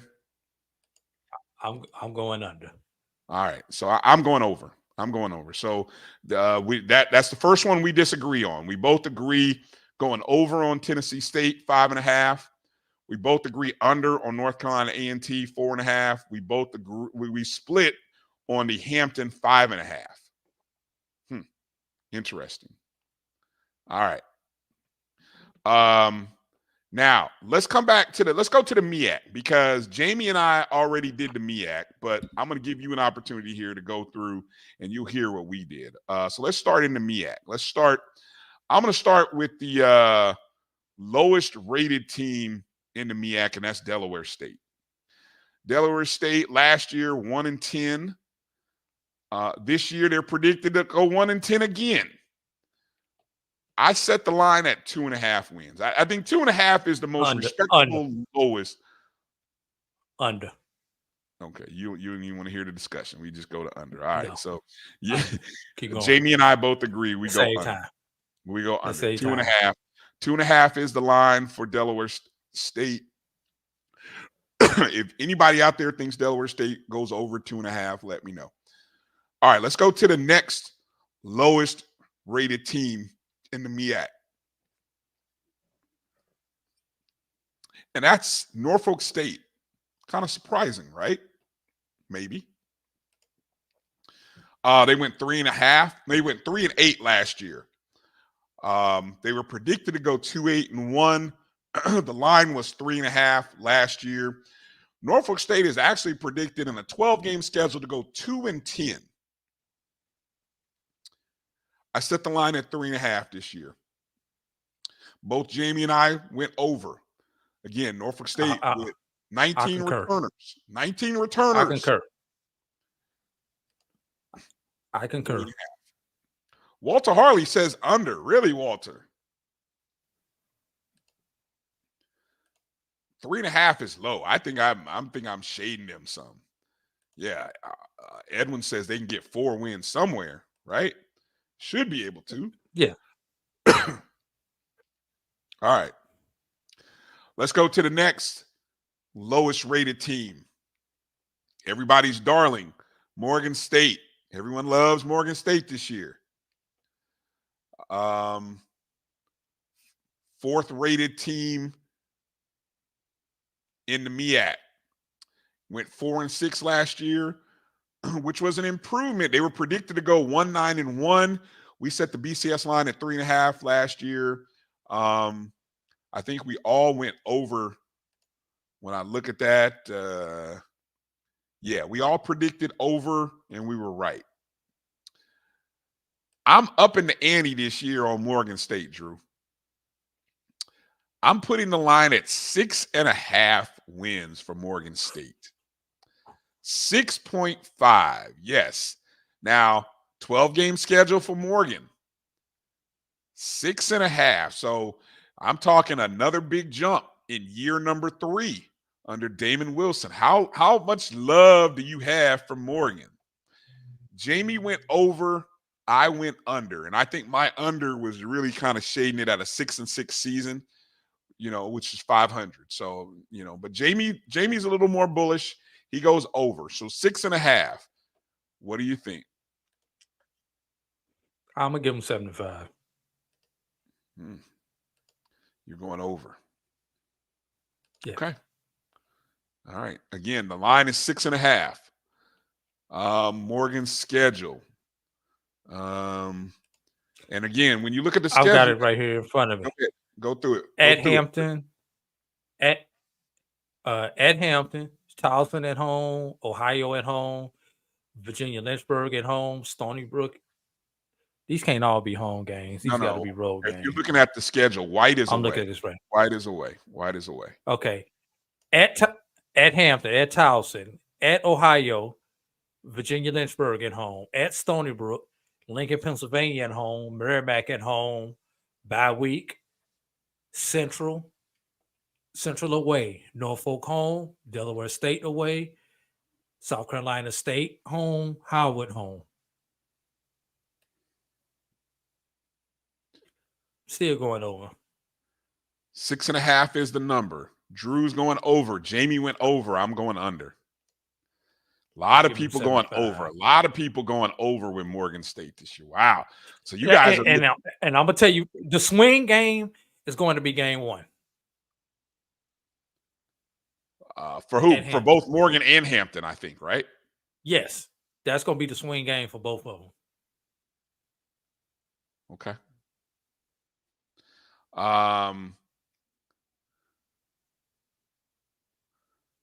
What I find interesting about Morgan's schedule is obviously you got to remember Morgan has a D2 and I don't know what you call Lynchburg, but you've got 2 sub Division-I opponents. You got 2 wins. But I think, 2 wins. Look, if Morgan becomes the team that many of you guys are predicting, that means you feel pretty good about them beating Towson or Stony Brook. They're going to catch them 2 in the, at least 2 in the MEAC, if not 3. Okay. All right, moving over to the next, the 3rd rated team in the MEAC. 3rd rated team, South Carolina State. New coach, Chennis Berry. 3rd rated team in the conference. South Carolina State. Last year went 5-6. Of course, they were predicted to go 5-6. The BCS line was set at 5.5. I'm not coming off of that. I'm staying on 5.5 for this year. Predicted to they only play 11 games this year, Drew, which is kind of interesting. So take into consideration, they only play 11 games, but I'm sticking them at 5.5. Over or under? Jamie went over. I went under in the first year for Chennis Berry. I'm going under. You're going under. South Carolina State schedule is not built for wins outside of the MEAC. I agree. Only, they've got Fort Valley, and that is their easiest game. And Fort Valley is not an easy D2 opponent. And I think there will be some carryover. Fort Valley knows Chennis Berry. I don't think, Chennis Berry and his staff are coming from Benedict. So what are you going to study if you're, Fort Valley State? You're going to look at game film. You know the staff, the tendencies, right? You've played them the last 2 years. Yeah, I do think there's a couple of mispriced games or missed games there. I think there's a belief that I think I looked at it. The Citadel was a winless team a year ago. The Citadel, you could get it. You can get the Citadel. Yeah, I think that there's an opportunity. I can't wait for the point. Georgia I can't Southern wait for the spread on that game. Georgia Southern's a different story. Yeah, no. I don't think Georgia. No. I think you can get Tennessee Tech. They played North Carolina A&T. That's going to be. They're predicted to lose that game. Right. I don't think you're going into Tallahassee and breaking the home winning streak. No. So if I give you the Citadel, I'll give you. Well, no, let me think about this. If I give you the Citadel, I give you A&T. If I give you Tennessee Tech, I give you Fort Valley. That's 4. It's 4. I'm gonna give you Delaware State. That's 5. 5. Yep. That's 5. Can you beat any of the other 4 teams? Down the stretch. The final 4 games for South Carolina State. Home against North Carolina Central. On the road at Howard. On the road to Morgan State. I'm flipping. And home to Norfolk State. They'll get Norfolk, because I think if Norfolk is out of it, they'll be going through the motions on that last game. They'll get Norfolk. I'm flipping. All right. Okay. I'm sticking you with over then. So you're going to agree with Jamie instead of me. So you're going South Carolina State over 5.5. Yes, I'm flipping. I just talked myself into what winning streak? What winning streak are you? What home winning streak are you talking about, Dave? I know you're not talking about the one. You home winning streak. What? Come on, man. Stop it. Okay. The number 2 rated team in the MEAC, Howard University. Howard University, of course, MEAC champs a year ago, 6-6 record. They were predicted to go 6-5. We set the BCSN line at 5.5. Obviously, that final game of the season pushed them over. We all picked over, and so thankfully they got that last win of the regular season to push us over. The ratings for very bullish for Howard. Howard is a favorite in 9 of their 12 games this year. Again, they play 7 non-conference games though. And were they predicted to win the MEAC? No, they weren't predicted to win the MEAC. But whereas last year we set the line for Howard at 5.5, we upped the ante this year. I set it at 7.5. So Howard, 7.5 wins this year. I'm actually on the over for Howard. Jamie is actually going under. I could see how we're getting 8, possibly 9 this year. Okay. Over. You're going over? Yes. Looking at Howard's schedule, it kind of, again, It's kind of a mishmash where they play a Rutgers team that's an FBS opponent. Then they host Mercyhurst. Mercy, Lord have mercy. And then they play a neutral site against Morehouse, and then a neutral site against Hampton. Now, where's the Hampton game? Huh? Where's the Battle of the HU? I think that's in DC. It's in like Audi Field or something like that. Okay, it's because that game has been played in other places besides those. Yeah, but I think it's they're playing Audi this year, which is where they played it last year. Yeah. They play Princeton. Howard's schedule to me just it reeks. I may be setting it too low at 7.5. I mean, but I'm trying to. Howard has a FCS playoff schedule. Should they not win the MEAC? Correct. I agree. But I'm gonna tell you the same thing I felt for Howard last year. The games that Howard I think really need to win out of conference. You have a stretch where you play Hampton, Princeton, Sacred Heart, and Tennessee State. Those are the 4 games that Howard plays before they get into MEAC play. If Howard is as good as we think they are, 3-1 really makes them an FCS level team. Should they end up in a tie situation like 4-1 again and miss out on winning the MEAC? Here's the problem with that, though, Brian. They have 2 non-countable games on their schedule. Okay, so then that becomes a 10 game. They have Morehouse and they have Rutgers. Yeah, who do not count when it comes to FCS playoffs. Okay, well, so it's a 1-1 split though. So you'll win one and then you'll lose one. Right, but as far as making the playoffs, neither one of those games will have a factor. Okay, good to know. Thank you. The top-rated team in the MEAC is North Carolina Central.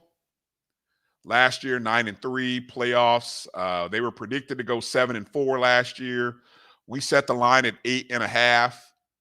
We were a little bullish about Central a year ago. Of course, Davius Richard. I don't know that the metrics weren't a fan, but we were. It went over. I think we all no. Looking back on it, Drew, you were the only one that went over. Jamie and I both went under, and we paid the cost for it last year. I think that was the one game that kind of hurt us, I think, in the standings. If I really look back on it, that should have been a layup. But we went under. This year, though, Central predicted to win 8 games, but we set the line at 7.5 this year for Central. So 7.5 is the line for Central. Jamie and I both went under. A 7-win season for Hampton in 12, and North Carolina Central is only playing 11 games this year. So I think that's one of those things that we have to qualify. They only have 11 games on the schedule. So 7.5 is the line. Jamie and I both go under. Looks like Emmett's right with us. Emmett's going under. Where are you? 7.5. 7.5. Looking at North Carolina Central, Okay. obviously they opened the season 1, neutral 2. site against Alabama State. Then they host Elon. They travel to Chapel Hill. I'm going over. Aggies. I'm gonna go over. Neutral site against Norfolk State and Indianapolis. Then they travel to Campbell. Then they play Lynchburg. That's the sort of the preseason before they have to play Morgan State. So I'm sorry. What did you say again? What are you on? You said 7.5. 7.5 is the number. I'm gonna give him 8. We're going over.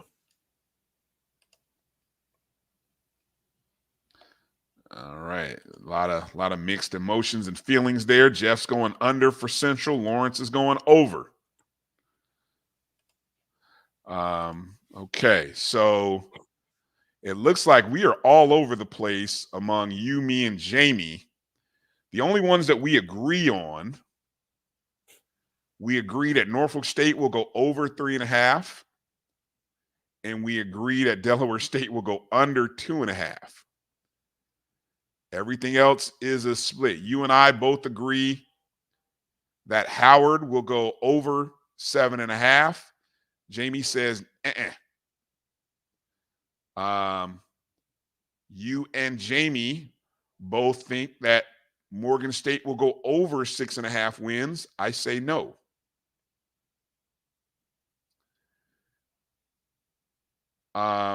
You are opposite Jamie and I on the 7.5 for Central. You're saying over 7.5 for North Carolina Central. Jamie and I say under 7.5. And then as it relates to South Carolina State, the 5.5 line, you go over 5.5 along with Jamie, and I go under.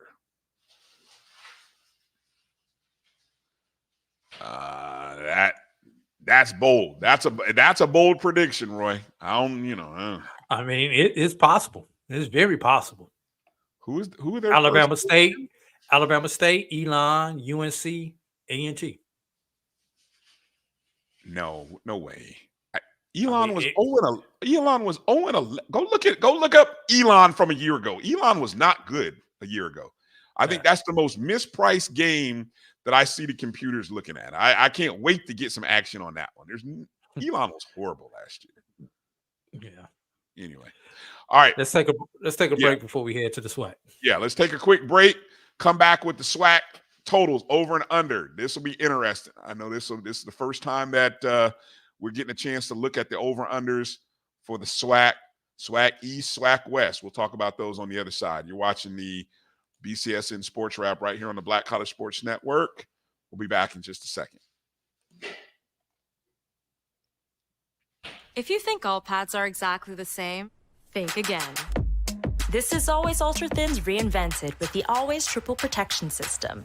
This pad wicks gushes 90% faster, absorbs even more so you can feel dry, and locks odors in. Rethink your pad for up to 100% leak-free and odor-free comfort with the totally reinvented Always Ultra Thins. This is always like never before. The Cuvée Group is a Florida-based marketing and training consulting firm. We help businesses communicate to their target audience and engage them in conversation. We also help to expand their audiences, which will ultimately result in growth for those organizations. In addition to being a certified constant contact specialist, my colleagues and I are also certified in John Maxwell Leadership Principles. We use these proven principles to conduct workshops, training, and private coaching sessions for individuals and companies looking to take things to the next level. Contact us to schedule a free consultation. Issues today, don't delay, call Cuvée. Nope. Nope. Come on, him? Ooh, I like him.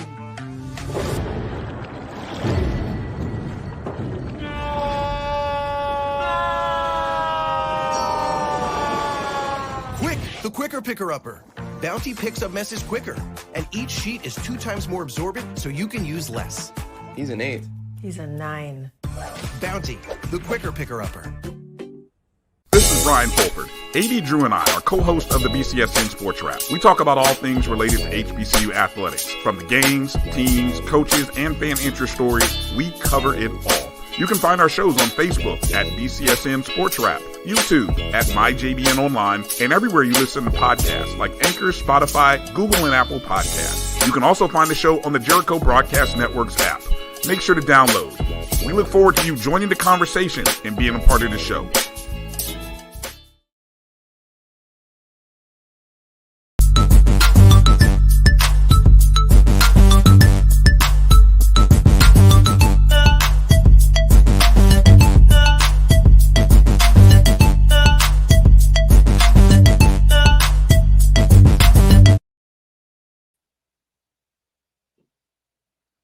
Hey, y'all all come down here. Turn off the lights, turn off the TVs, unplug everything. Y'all come down here and sit down while it's raining.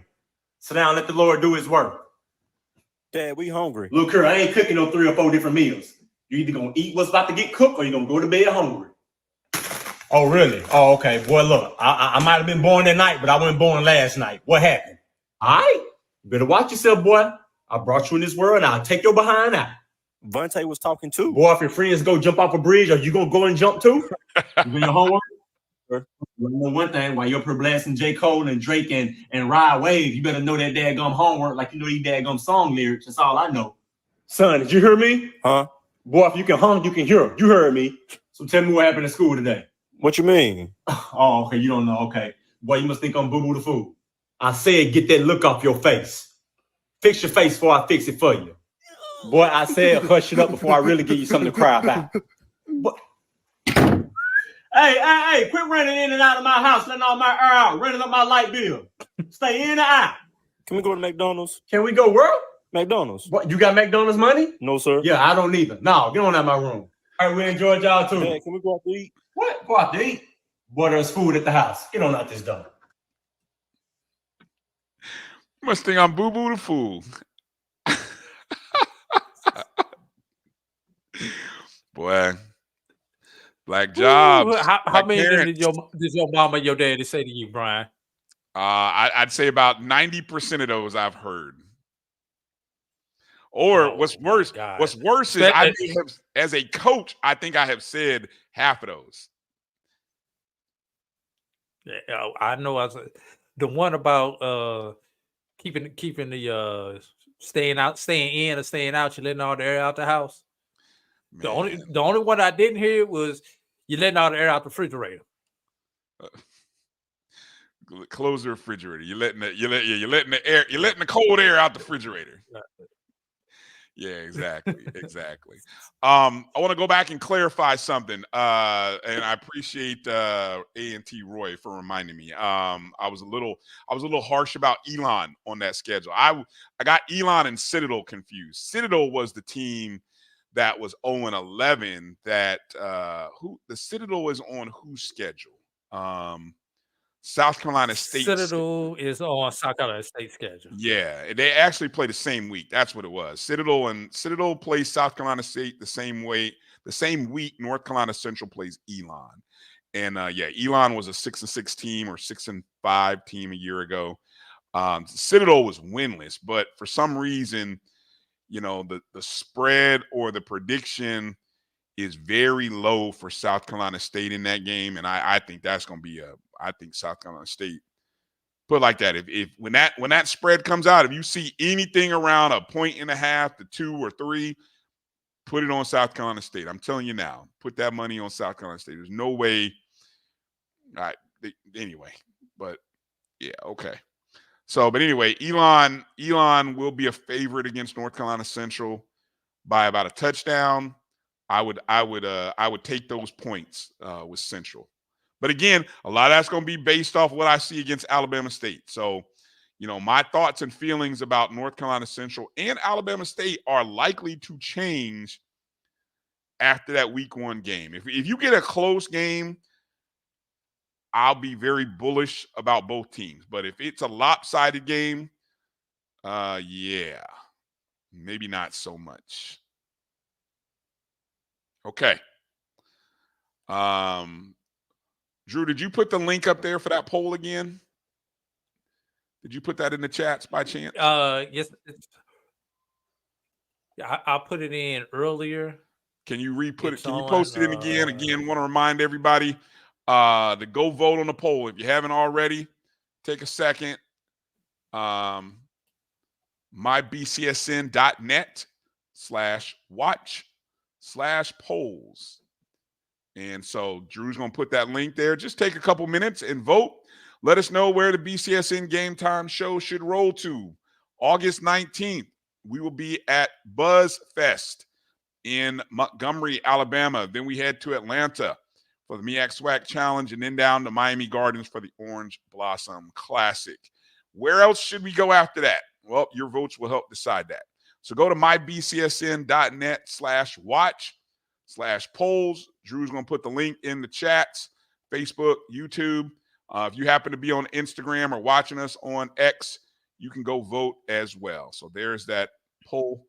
Take a second and go vote. Much appreciated. Appreciate you. And hit that thumbs up and like button. Some of you guys haven't done that yet. Go ahead and hit the thumbs up and the like button. Let us know how you're watching the show. We appreciate the positive feedback. All right.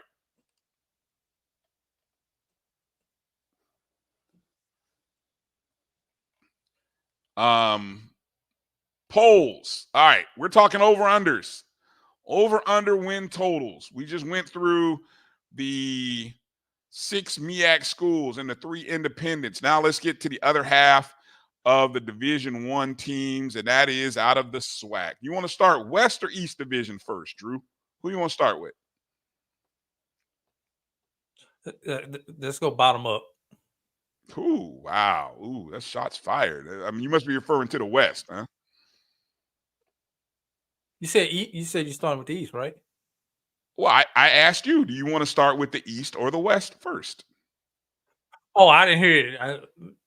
It kind of skipped when you were saying it. Let's go East. Okay, well. The East is going to be a lot. I think the East is going to be a lot easier to figure out than the West. You think so? Yeah. Okay. All right. In the East, let's start. As we do the rankings and the ratings, lowest to best. So obviously, the lowest rated team in the East would be Mississippi Valley State. They play a 12-game schedule. Last year, they went 1-10. They were only predicted to go 2-9. We set the BCSN line at 2.5 a year ago, and I think we all picked under. I'm just going to kind of look at it here real quick. Did we all pick under? Oh, I was a fool. I was more. Oh, what was I thinking? I went over. Yeah, that hurt me. Jesus, what was I thinking? Well, not much has changed. I'm going to set the line at 2.5. I'm not even going to tell you what they're predicted. I don't even know if Valley is predicted to win a game this year. But under. Drew wasting no time going under. Does anybody think they go over? Walter Harley's going under. Does anybody think Valley goes over? Can Valley get 3 wins this year? And if so, where? But anyway, 2.5, we're going under. Okay, next. The next lowest rated team in the SWAC East is Alabama A&M. Finished last year 5-6. They were predicted to go 6-5. Talk about losing that Magic City Classic. I think that's the one that cost them. We set the line at 5.5. And last year, we all went under, and we were all right. This year with 12 games, a 12-game schedule, 6-6 schedule, I'm bumping the lineup, Drew. I'm bumping the lineup a game. I'm going 6.5 this year. I don't know why. Alabama A&M, you're going 6.5. You going over or under? Mary's under. Going under. Walter's under. Drew's going under. Ooh. They need to be careful. They need to be careful that they don't mess around and lose Kentucky State. Well, okay. Let's talk about that. They open the schedule against Auburn. Then they have a pair of Division-II games against Kentucky State and Georgetown College. Come on, Drew. If they're losing those games, something's really wrong, and they really will be looking for a new coach. Coming off of Auburn. I don't care. Coming off of an FBS is when a D2 can catch an FCS. It depends on the just D2. For full context, Kentucky State has Virginia Union that week. Huh?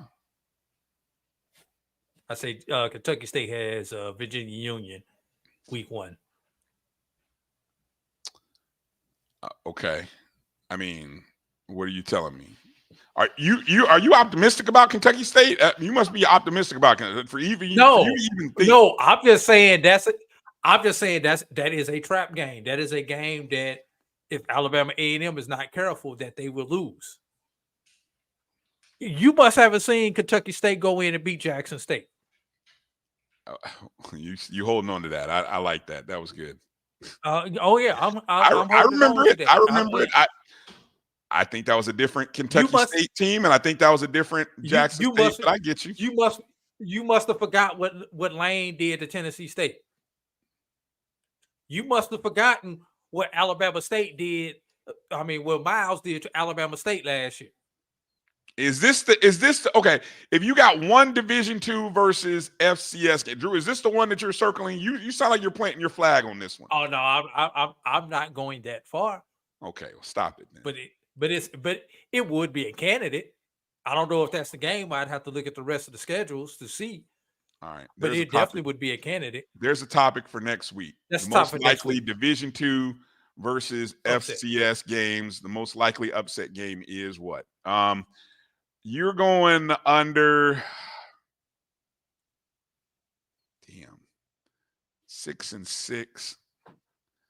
Can they go 7? They're gonna get off the P.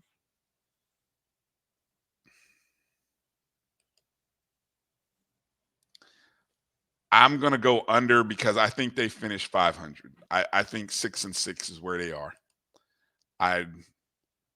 7 or 8 wins. I don't know. I don't feel that good about Alabama A&M wins 7 or 8 games.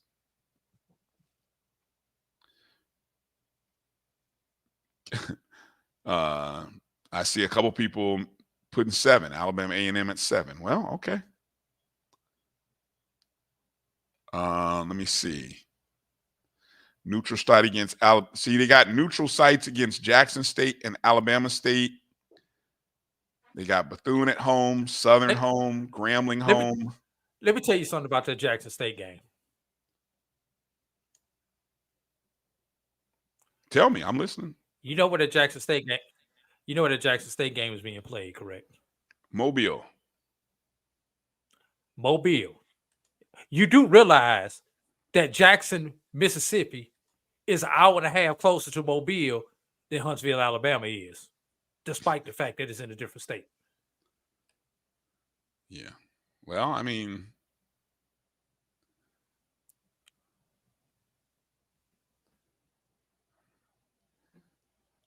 look, when I look at 6 wins for Alabama A&M, look, they got the 2 Division II schools. They got Valley and UAPB on the road. That's 4. Where is it going to come from? You think they got Southern and Grambling. Now they host Southern and Grambling, but I might be a little more bullish about Southern and Grambling this year. Bethune. I think Bethune gets them. City. I do not.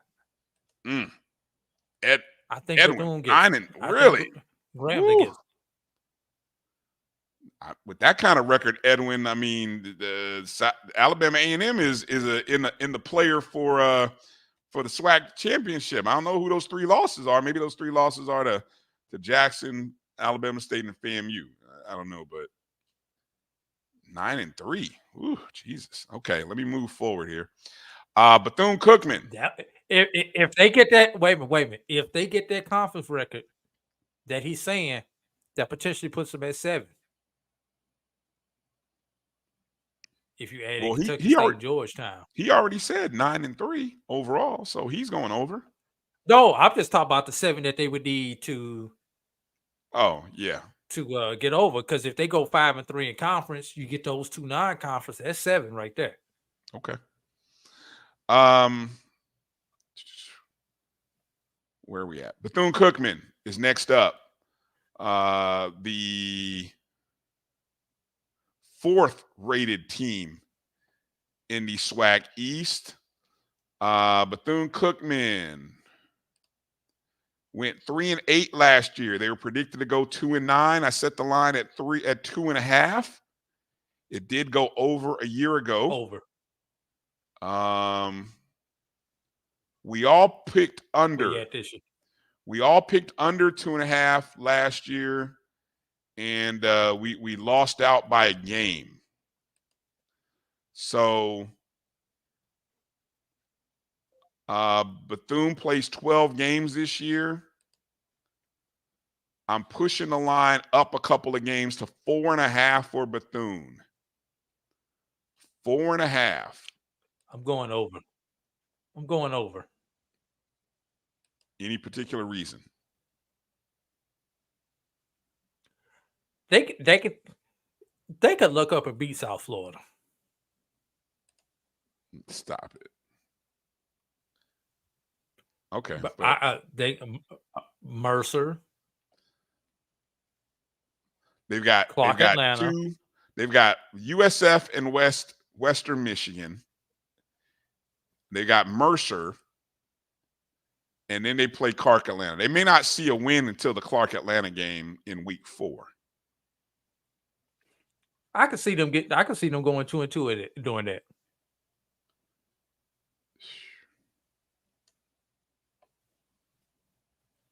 All right, and then what's our number again?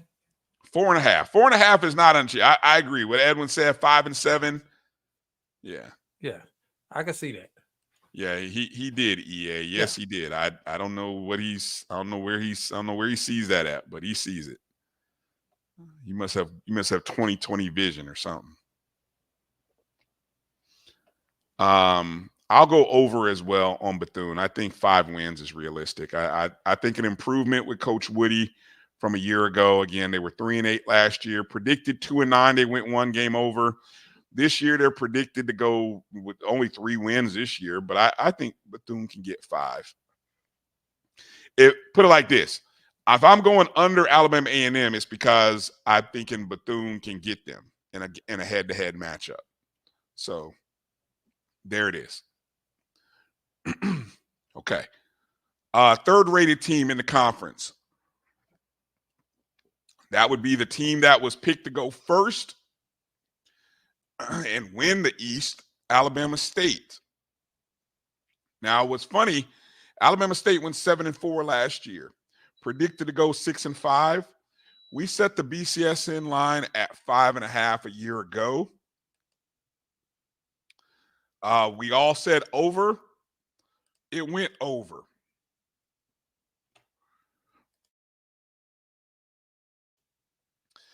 However, this is an interesting year, Drew. 12 games. Alabama State is not predicted to finish 500 this year. But since they are the SWAC East predicted #1 team, I'm setting their line. I'm giving them the respect that other people seem to have. I'm setting the line at 7.5 for Alabama State.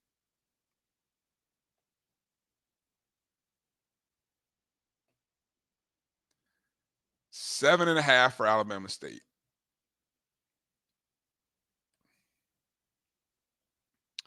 Alabama State playing North Carolina Central to start the season. Then they play Miles. Then they play Samford.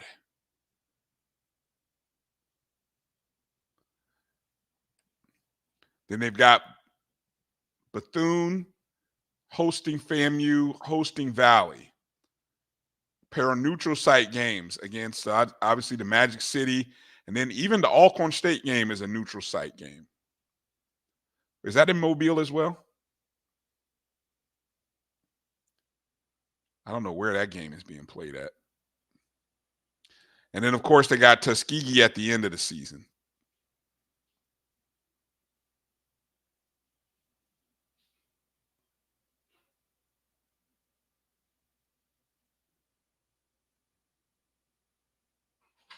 Ooh, 7.5. That's a lot, Drew. I can't hear you, Drew. I'm sorry. I'll have myself on mute. That's in right. their last 8 games, Brian, they lead the state of Alabama once. They have 9 of their 12 games are in the state of Alabama. I gotta go over. Ooh-wee. If you have a schedule like that, you better go over. You got 9 of your 12 games within your home state.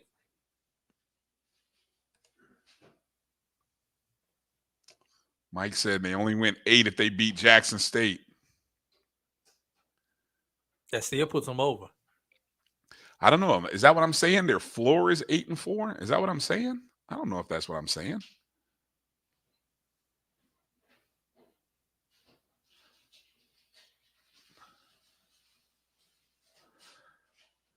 They're only predicted to go, again, the number 1 team is predicted to go 5-7. I'm going over, Brian. You're crazy. I'm going Seven of your last 8 games are in the state of Alabama, including the last 3 in a row at home.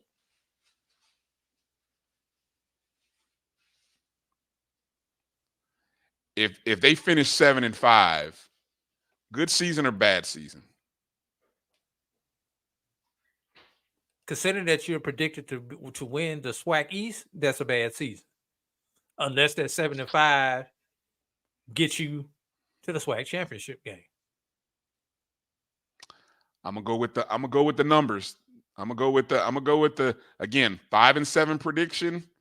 I'm giving them 2 more wins. I'm giving them 2 more. So I'm gonna go under. So we'll be opposite on that one. You're going over 7.5. I'm going under. Jackson State is the 2nd-rated team in the conference, 7-4 last year. Of course, Jackson was predicted to go 10-1. We set the line at 8.5. They went under that. New coach, first year as the head coach. A lot of ins and outs in those players. Let me see. What did we all? We all bet under. We all went under 8.5 and got that right. I'm not coming off of it because the metrics say Jackson State's going to have a great season. The metrics say Jackson State will be favored to win 10 of the 12 games they play this year. That's right. Notice what I just said. Jackson State will be favored to win 10 of the 12 games that they play this year. I'm setting the line at 8.5. I see. I'll go over. I see 9 games just at a quick glance that they probably will be favored.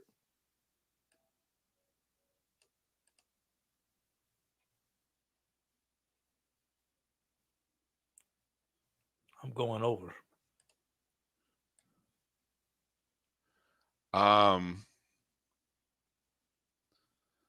First game out the box, UL Monroe. I think that's a winnable game. I've said it before. I think that's a very winnable ball game for them. I do too. Yeah. UL Monroe.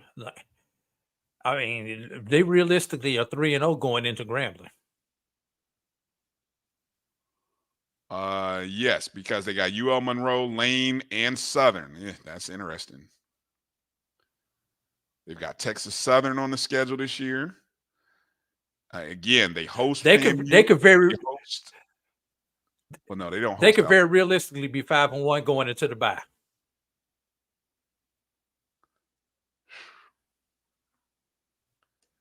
Damn.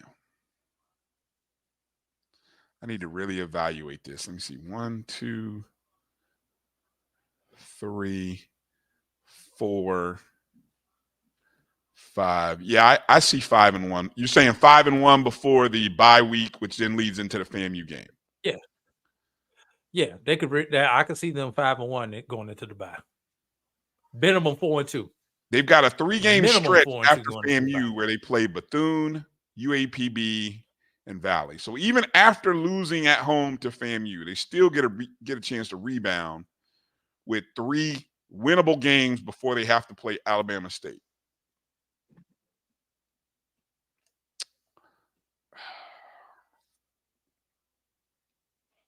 Damn. And then you end with the Soul Bowl.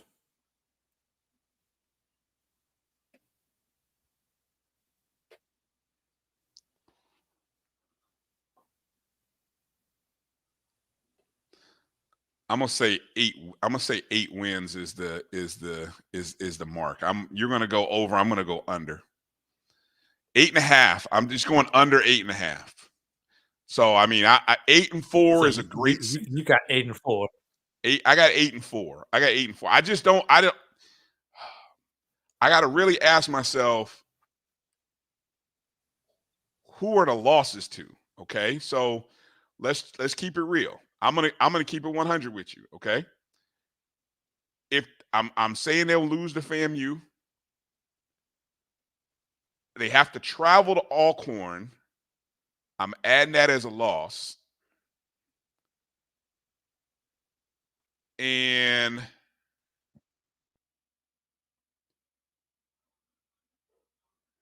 Alabama State is on the road. So here's the thing. Either Alabama State or Grambling, they have to travel to. One of those two is going to catch them. And then if they stumble out of the blocks and lose to UL Monroe, there's the 4 losses. Well, let me ask you this.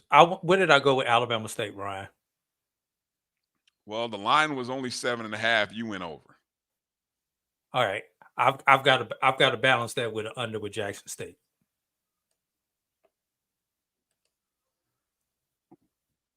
But I think that game will be. There's a game difference, though. There's a game difference. But I think that game will be the difference. We'll put Alabama State over and Jackson State under. All right. So you're with me. You're going under 8.5. Yeah. I don't know, Israel. Y'all got to go on the road this year. You beat them at home last year, right?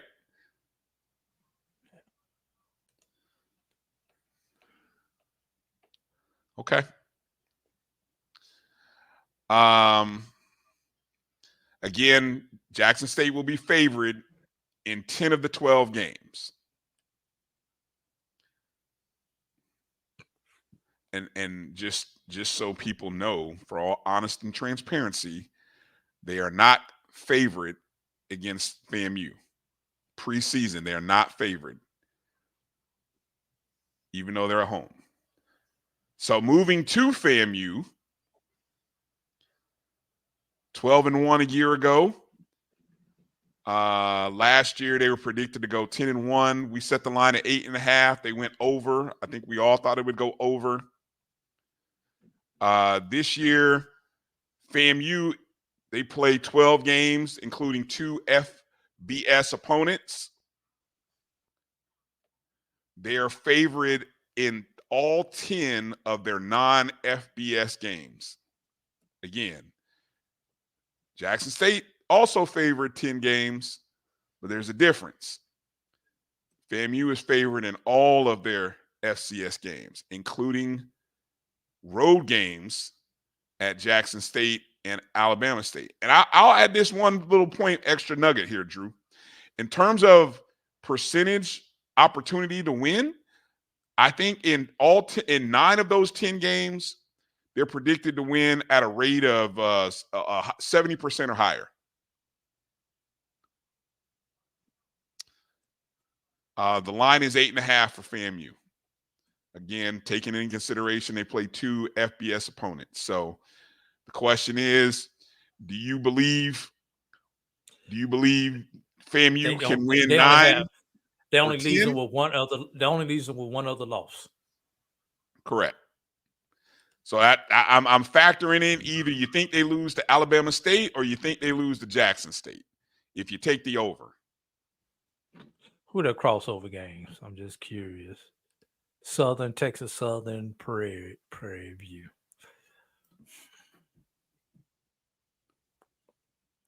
Prairie View's on the road. Texas I'm going Southern's at home. I'm going under. I'm going under, Brian. Okay. And I'm gonna tell you where it's gonna be at.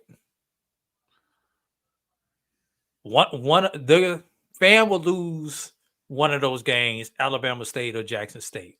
We're gonna have the 3-way ABB, BBC, and ABC type thing going on this year in the Swaggies.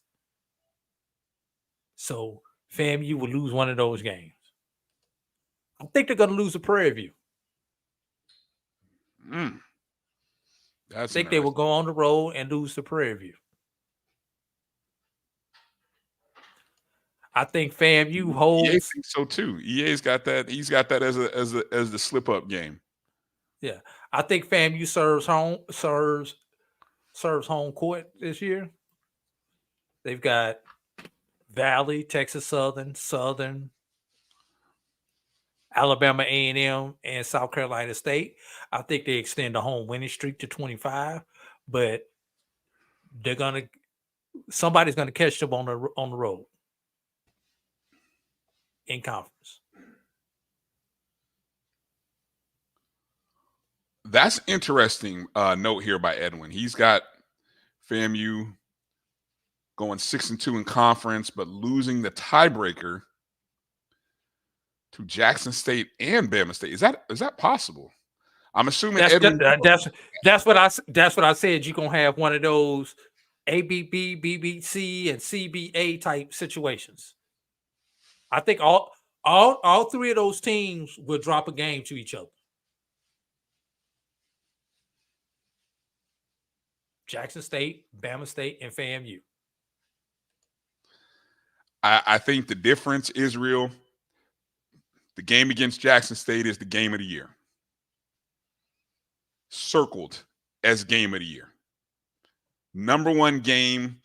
All respect to, I know everybody's going to be high on the Orange Blossom Classic at the beginning of the year, but the game of the year is FAMU at Jackson State, October 19th. Don't let anybody tell you differently.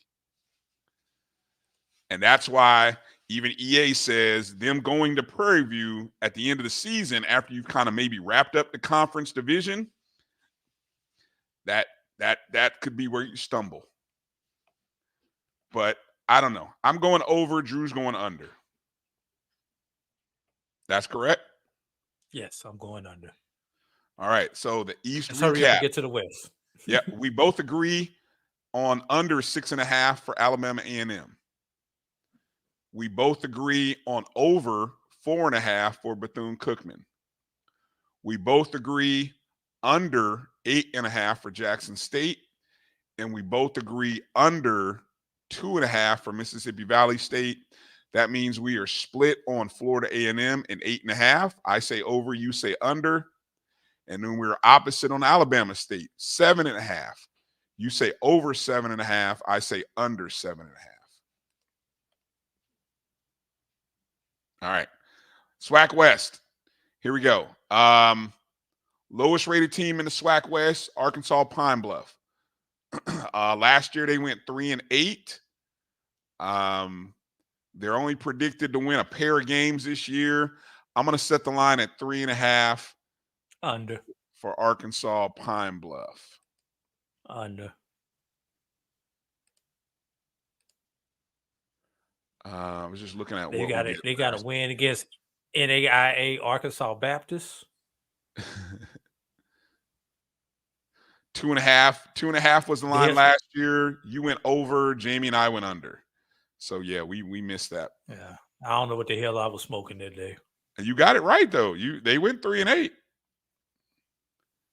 Arkansas. I still don't know what I was smoking. I'm going over. You know what? I think I'm believing this is a belief. This is a 4-win season with Coach Hampton. I'm gonna buy into Coach Hampton. 4, maybe 5. I'm gonna go 4, maybe 5 wins with Arkansas Pine Bluff. Okay. Next lowest rated team is Texas Southern. They too also went 3-8 a year ago. They're predicted to actually win 4 games this year. First year head coach Chris Dishman. They lost a lot. 4.5 is the line for Texas Southern this year. 4.5. Under. I agree.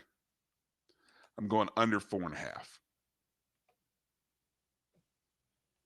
I'm going under. Yeah.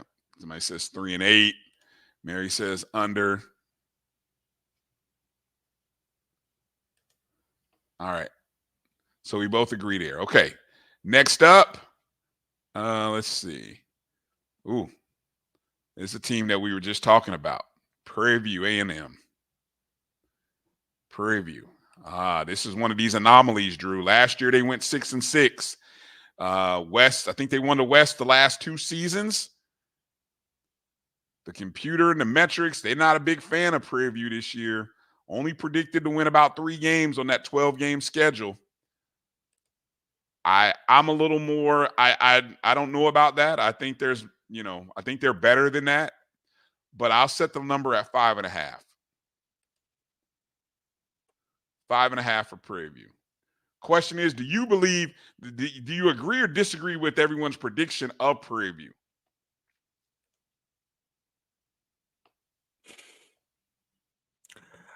I got Prairie View doing some things in the West, so I have to go with the over.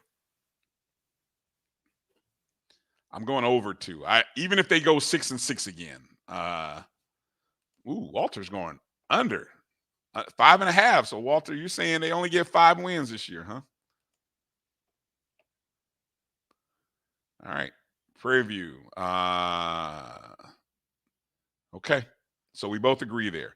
Okay, next up, Grambling State.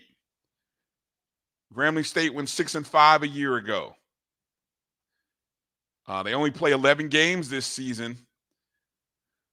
Predicted to kind of be right in that 5-6, 6-5 mark.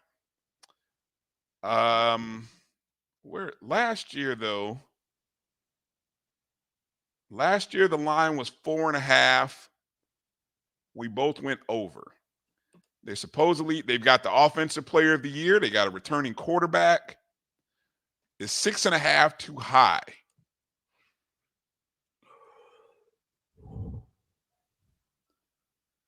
Six and a half. Yes. Let me look at that. You think 6.5 is too high? Yes. They play Louisiana. It's the half. It's the half. It's the half. Yeah. Then again, only 11 games. Tuskegee, That's Texas why I say it's the A&M, half. Commerce. Man, if they win that game. So you're going under? I'm going under because of the half. 5.5, I'll go over. 6.5, I'm going under. I'll go over. I think 7 wins is possible.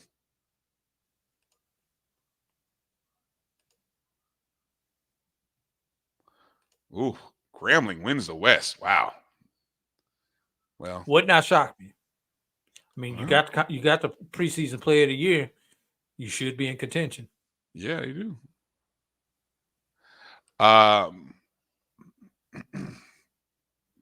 Okay. Second highest rated team. Ooh, I might have to check myself here because I'm going to look at my numbers.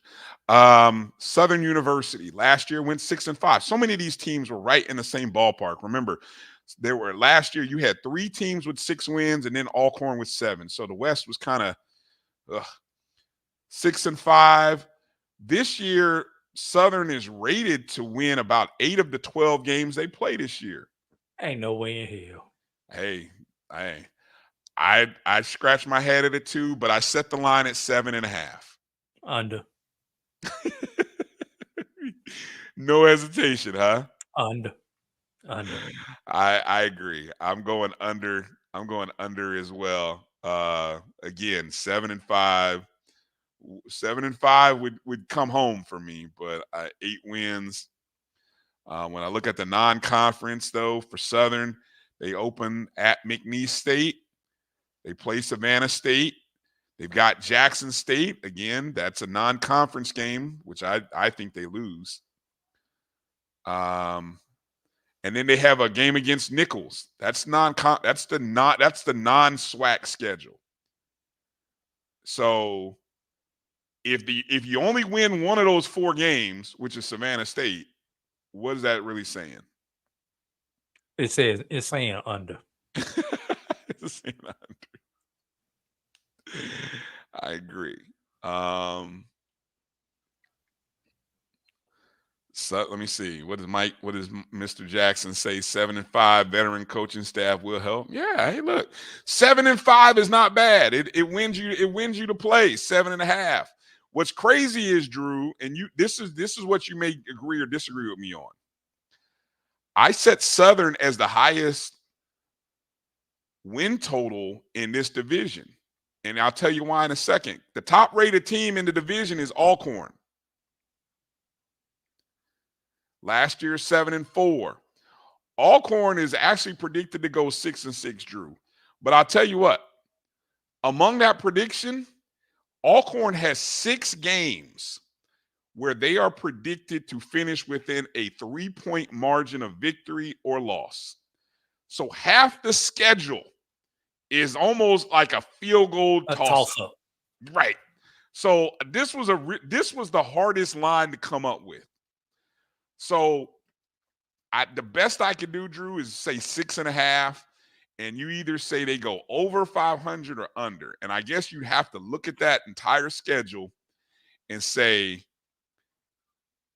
is Alcorn worthy of the praise that everybody is giving them? Okay, here's my problem, Brian. Yeah. Alcorn has gone, 5-3 the last 2 years in conference?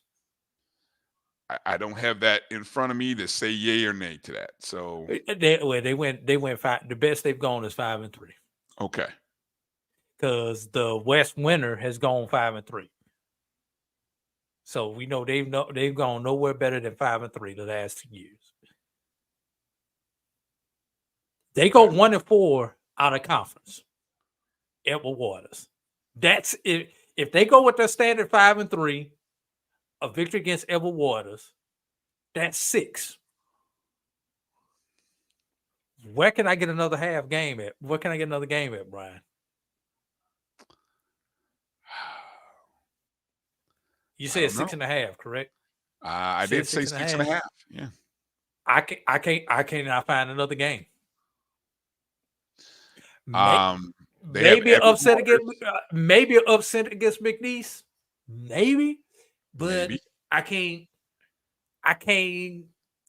can't balance that. You know, usually you can find 2 halves to make a whole.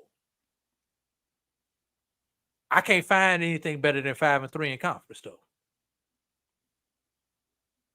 And the reason I'm saying that's what I've seen for the last 3 years is 5-3. So I have to go with that again.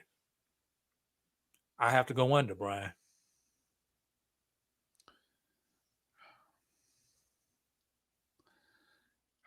I may have if this was 7.5, you'd still stay under. But if it were 7.5, I'd go under. But I'm going to go over 6.5 because I think they can get, because here it is. If I'm saying, look at what I'm saying. I've got Southern's line at 7.5, and I'm saying under. So I'm thinking a 7-win season.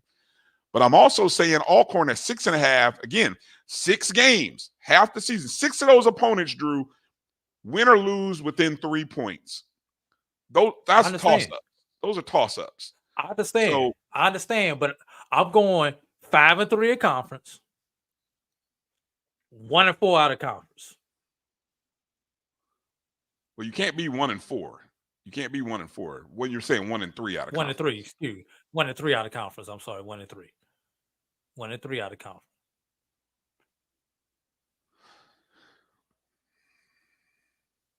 Yeah, you might be on to something. All right. So again, in the West, just to recap, Drew and I agree that under 4.5 for Texas Southern. We're also in agreement that under 7.5 for Southern, but we like over 5.5 for Prairie View. Then we're split overs and unders almost to a T on the following 3. Grambling State is 6.5. Drew says under, I say over. Alcorn is 6.5. Drew says under, I say over. UAPB is 3.5. Drew says under, I'm over. So yeah. And there it is. I will. I'll have the graphics put up for next week's show, and so it'll be a little more We have to remember to visually bring appealing. Jamie in. Yeah, We bring have to remember Jamie to in, bring and Jamie in. I'll put the schedule back up. I may have to go back and look at this again. I don't know. I'm doing this off of just. I'm gonna have to really. I have to. So I like to put in. I've looked at these numbers again, but I want to see them again, and then do one more glance at them. But yeah. And as a matter of fact, Brian, since we have a football expert on our show coming up, Coach Ferrazzi, we need you to email your predictions in also. We're going to include you in this year. Ooh. Yeah, that reminds me. I need to send him the schedule. But I got so many different matrices. I don't want him to look at it the way I look at it. The way you and I look at it, he may look at that like, what the hell is this, fellas? Like, what the hell? Like Vince Lombardi. What the hell am I looking at? You know. This is some. We need to clean it up. Yeah, somehow I need to figure a way how to send this to him in a more user-friendly style, because you look at this and this is like him showing us plays, like, hey, I got guys going this way, that way. I'm looking at him like, okay, man, just show me where you gonna throw the damn ball. That's all I need to know. Right. like in Madden, which one of those is highlighted red or yellow? Who's my hot read? Doggone, yeah, who's the hot read? Exactly. All right. Well, we left some stuff on the table, Drew, that we'll have to talk about next week's show, because it is kind of late and we want to get out of here. Going to some quick news and notes, just quick. 2 minutes. We can do it in 2 minutes. Go ahead, fire away. 2 minutes. Right. Just a couple of quick news and notes. First one, Allen University Athletic Director Jashin Cox resigns and is going to work at the University of Notre Dame. That's Brian's favorite FBS program. Go Irish. So congratulations goes out to Jashin Cox. Allen's going to begin their search for a new athletic director. And next Friday will be Mr. Cox's last day in Columbia, South Carolina. Also, Tariq Cohen, we all know him for the 295 that he put up against Alcorn in, I believe that was Celebration Bowl 4, if I have the numbers right. Ooh, yeah. That would have been the middle one, if I remember that correctly, of the A&T 3-peat when he put up the 295. I thought it was the first one against Alcorn. Was it the first one? May have been the first one. It was the first anyway, one. we know he put 295 on. Okay. Anyway, we know he put 295 on Alcorn. Yeah, basically. But he's announced his retirement from the NFL this week. He was in camp with the New York Jets and played the bulk of his career with the Chicago Bears. Also, for those who've been keeping up with the Talladega GoFundMe for the gymnastics, you no longer need to keep up because they did not get to their goal. They did not get to 10% of their goal with raising right at $30,000 of the $500,000 that they needed to raise. And next time that we are on, Brian, we're going to have to get into this Kenneth Blakeney proposal. Howard University men's basketball coach Kenneth Blakeney offering 1/3 of the program for $100 million. So we're going to definitely have to get into that. And let me give a shout out to Erica Rochelle. Those of you who don't know who Erica is or might not follow Erica on Twitter, she's a part of the HBCU Nightly family. She's a Howard grad. She hosted a Twitter Spaces on Friday. And I went back and listened to it, which is great that Twitter lets you do that, where you can save the recording and go back and listen to it like a podcast. Is excellent. I mean, it is a great discussion. She does a great job of moderating that. A lot of people, folks who join our chats and are heavily involved in HBCU athletic sports content creators who are a part of that. Some great intel and information. The article was a part originally in the Washington Post, I think it was. But I've seen it also like on Front Row News, Front Office Sports rather. I've seen it on HBCU Game Day, but she did a great job. So if you want to hear from somebody who's in the know, and Erica, as it relates to Howard, Erica is in the know. She knows. So great conversation and discussion that she leads. I will retweet that out again because I think it's really worth listening to as its own podcast. It's about 2 hours. So it was really fascinating, and it gave me a lot of questions. Like I said, we had wanted to talk about it tonight, but we kind of ran out of time. So yeah, definitely next week we'll talk. I'm gonna even reach out to Coach Blakeney. You know, he's been on the show a couple of times, Drew. So I'm gonna see if I can get Coach Blakeney on the show. Maybe he'll pop in and kind of talk to us, and we can get some more clarification, information, all of that stuff about this. So that's something I'll work on during the course of this week. But yeah, so shout out to Erica and shout out to HBCU Nightly. I think they're coming back. I think their show is tonight, probably going on right now. So shout out to those guys and gal. All right. That's all you got? That's all we got? That's all I got for the quick news and notes. All right, good deal. We've got NFL preseason football happening later this week. So be on the lookout as football is back. Everybody's in camp. They're playing preseason games. School is back in session. This is a beautiful month of August. Next week, we're going to talk about top 5 coaches on the hot seat. Maybe even kind of do a little more breakdown. If you like this, if you like the over-under segment, let us know. Hit us up on Twitter. Hit us up. And we may do this with the Division-II level. It's possible we could do it, but if there's no interest, we won't. Just takes a little. It's a lot of work. Takes a little more. It's a lot of work, and I'm trying to find a sports book that'll lay these numbers too. Maybe I'll just send these numbers out and kind of see. Hey, would you be interested in hosting these numbers, and would you bet on these? Maybe that's another thing we'll say. What's your best bets for next season? So give me some time to put the graphics and stuff together, and then we'll ask you guys what's your best bet. Edwin Moore, a few others, you guys really did a great job in the chat of breaking down the schedule. So we got to ask, what's your best bet for 2024? Keep it simple. Okay. Thank you to everybody for going and vote on the poll. Again, if you went to the website and voted, we appreciate you. Going to the BCSN game time poll there. There's the link again. It's in the chat room a couple of times. Thank you for going and voting. Be on the lookout for Dr. Cavill's Inside the HBCU Sports Lab on Tuesday and Thursday this week. The O&G Strike Zone on Wednesday. That might be juicy. I'm just giving y'all a heads up. There's a very interesting report coming out on Monday.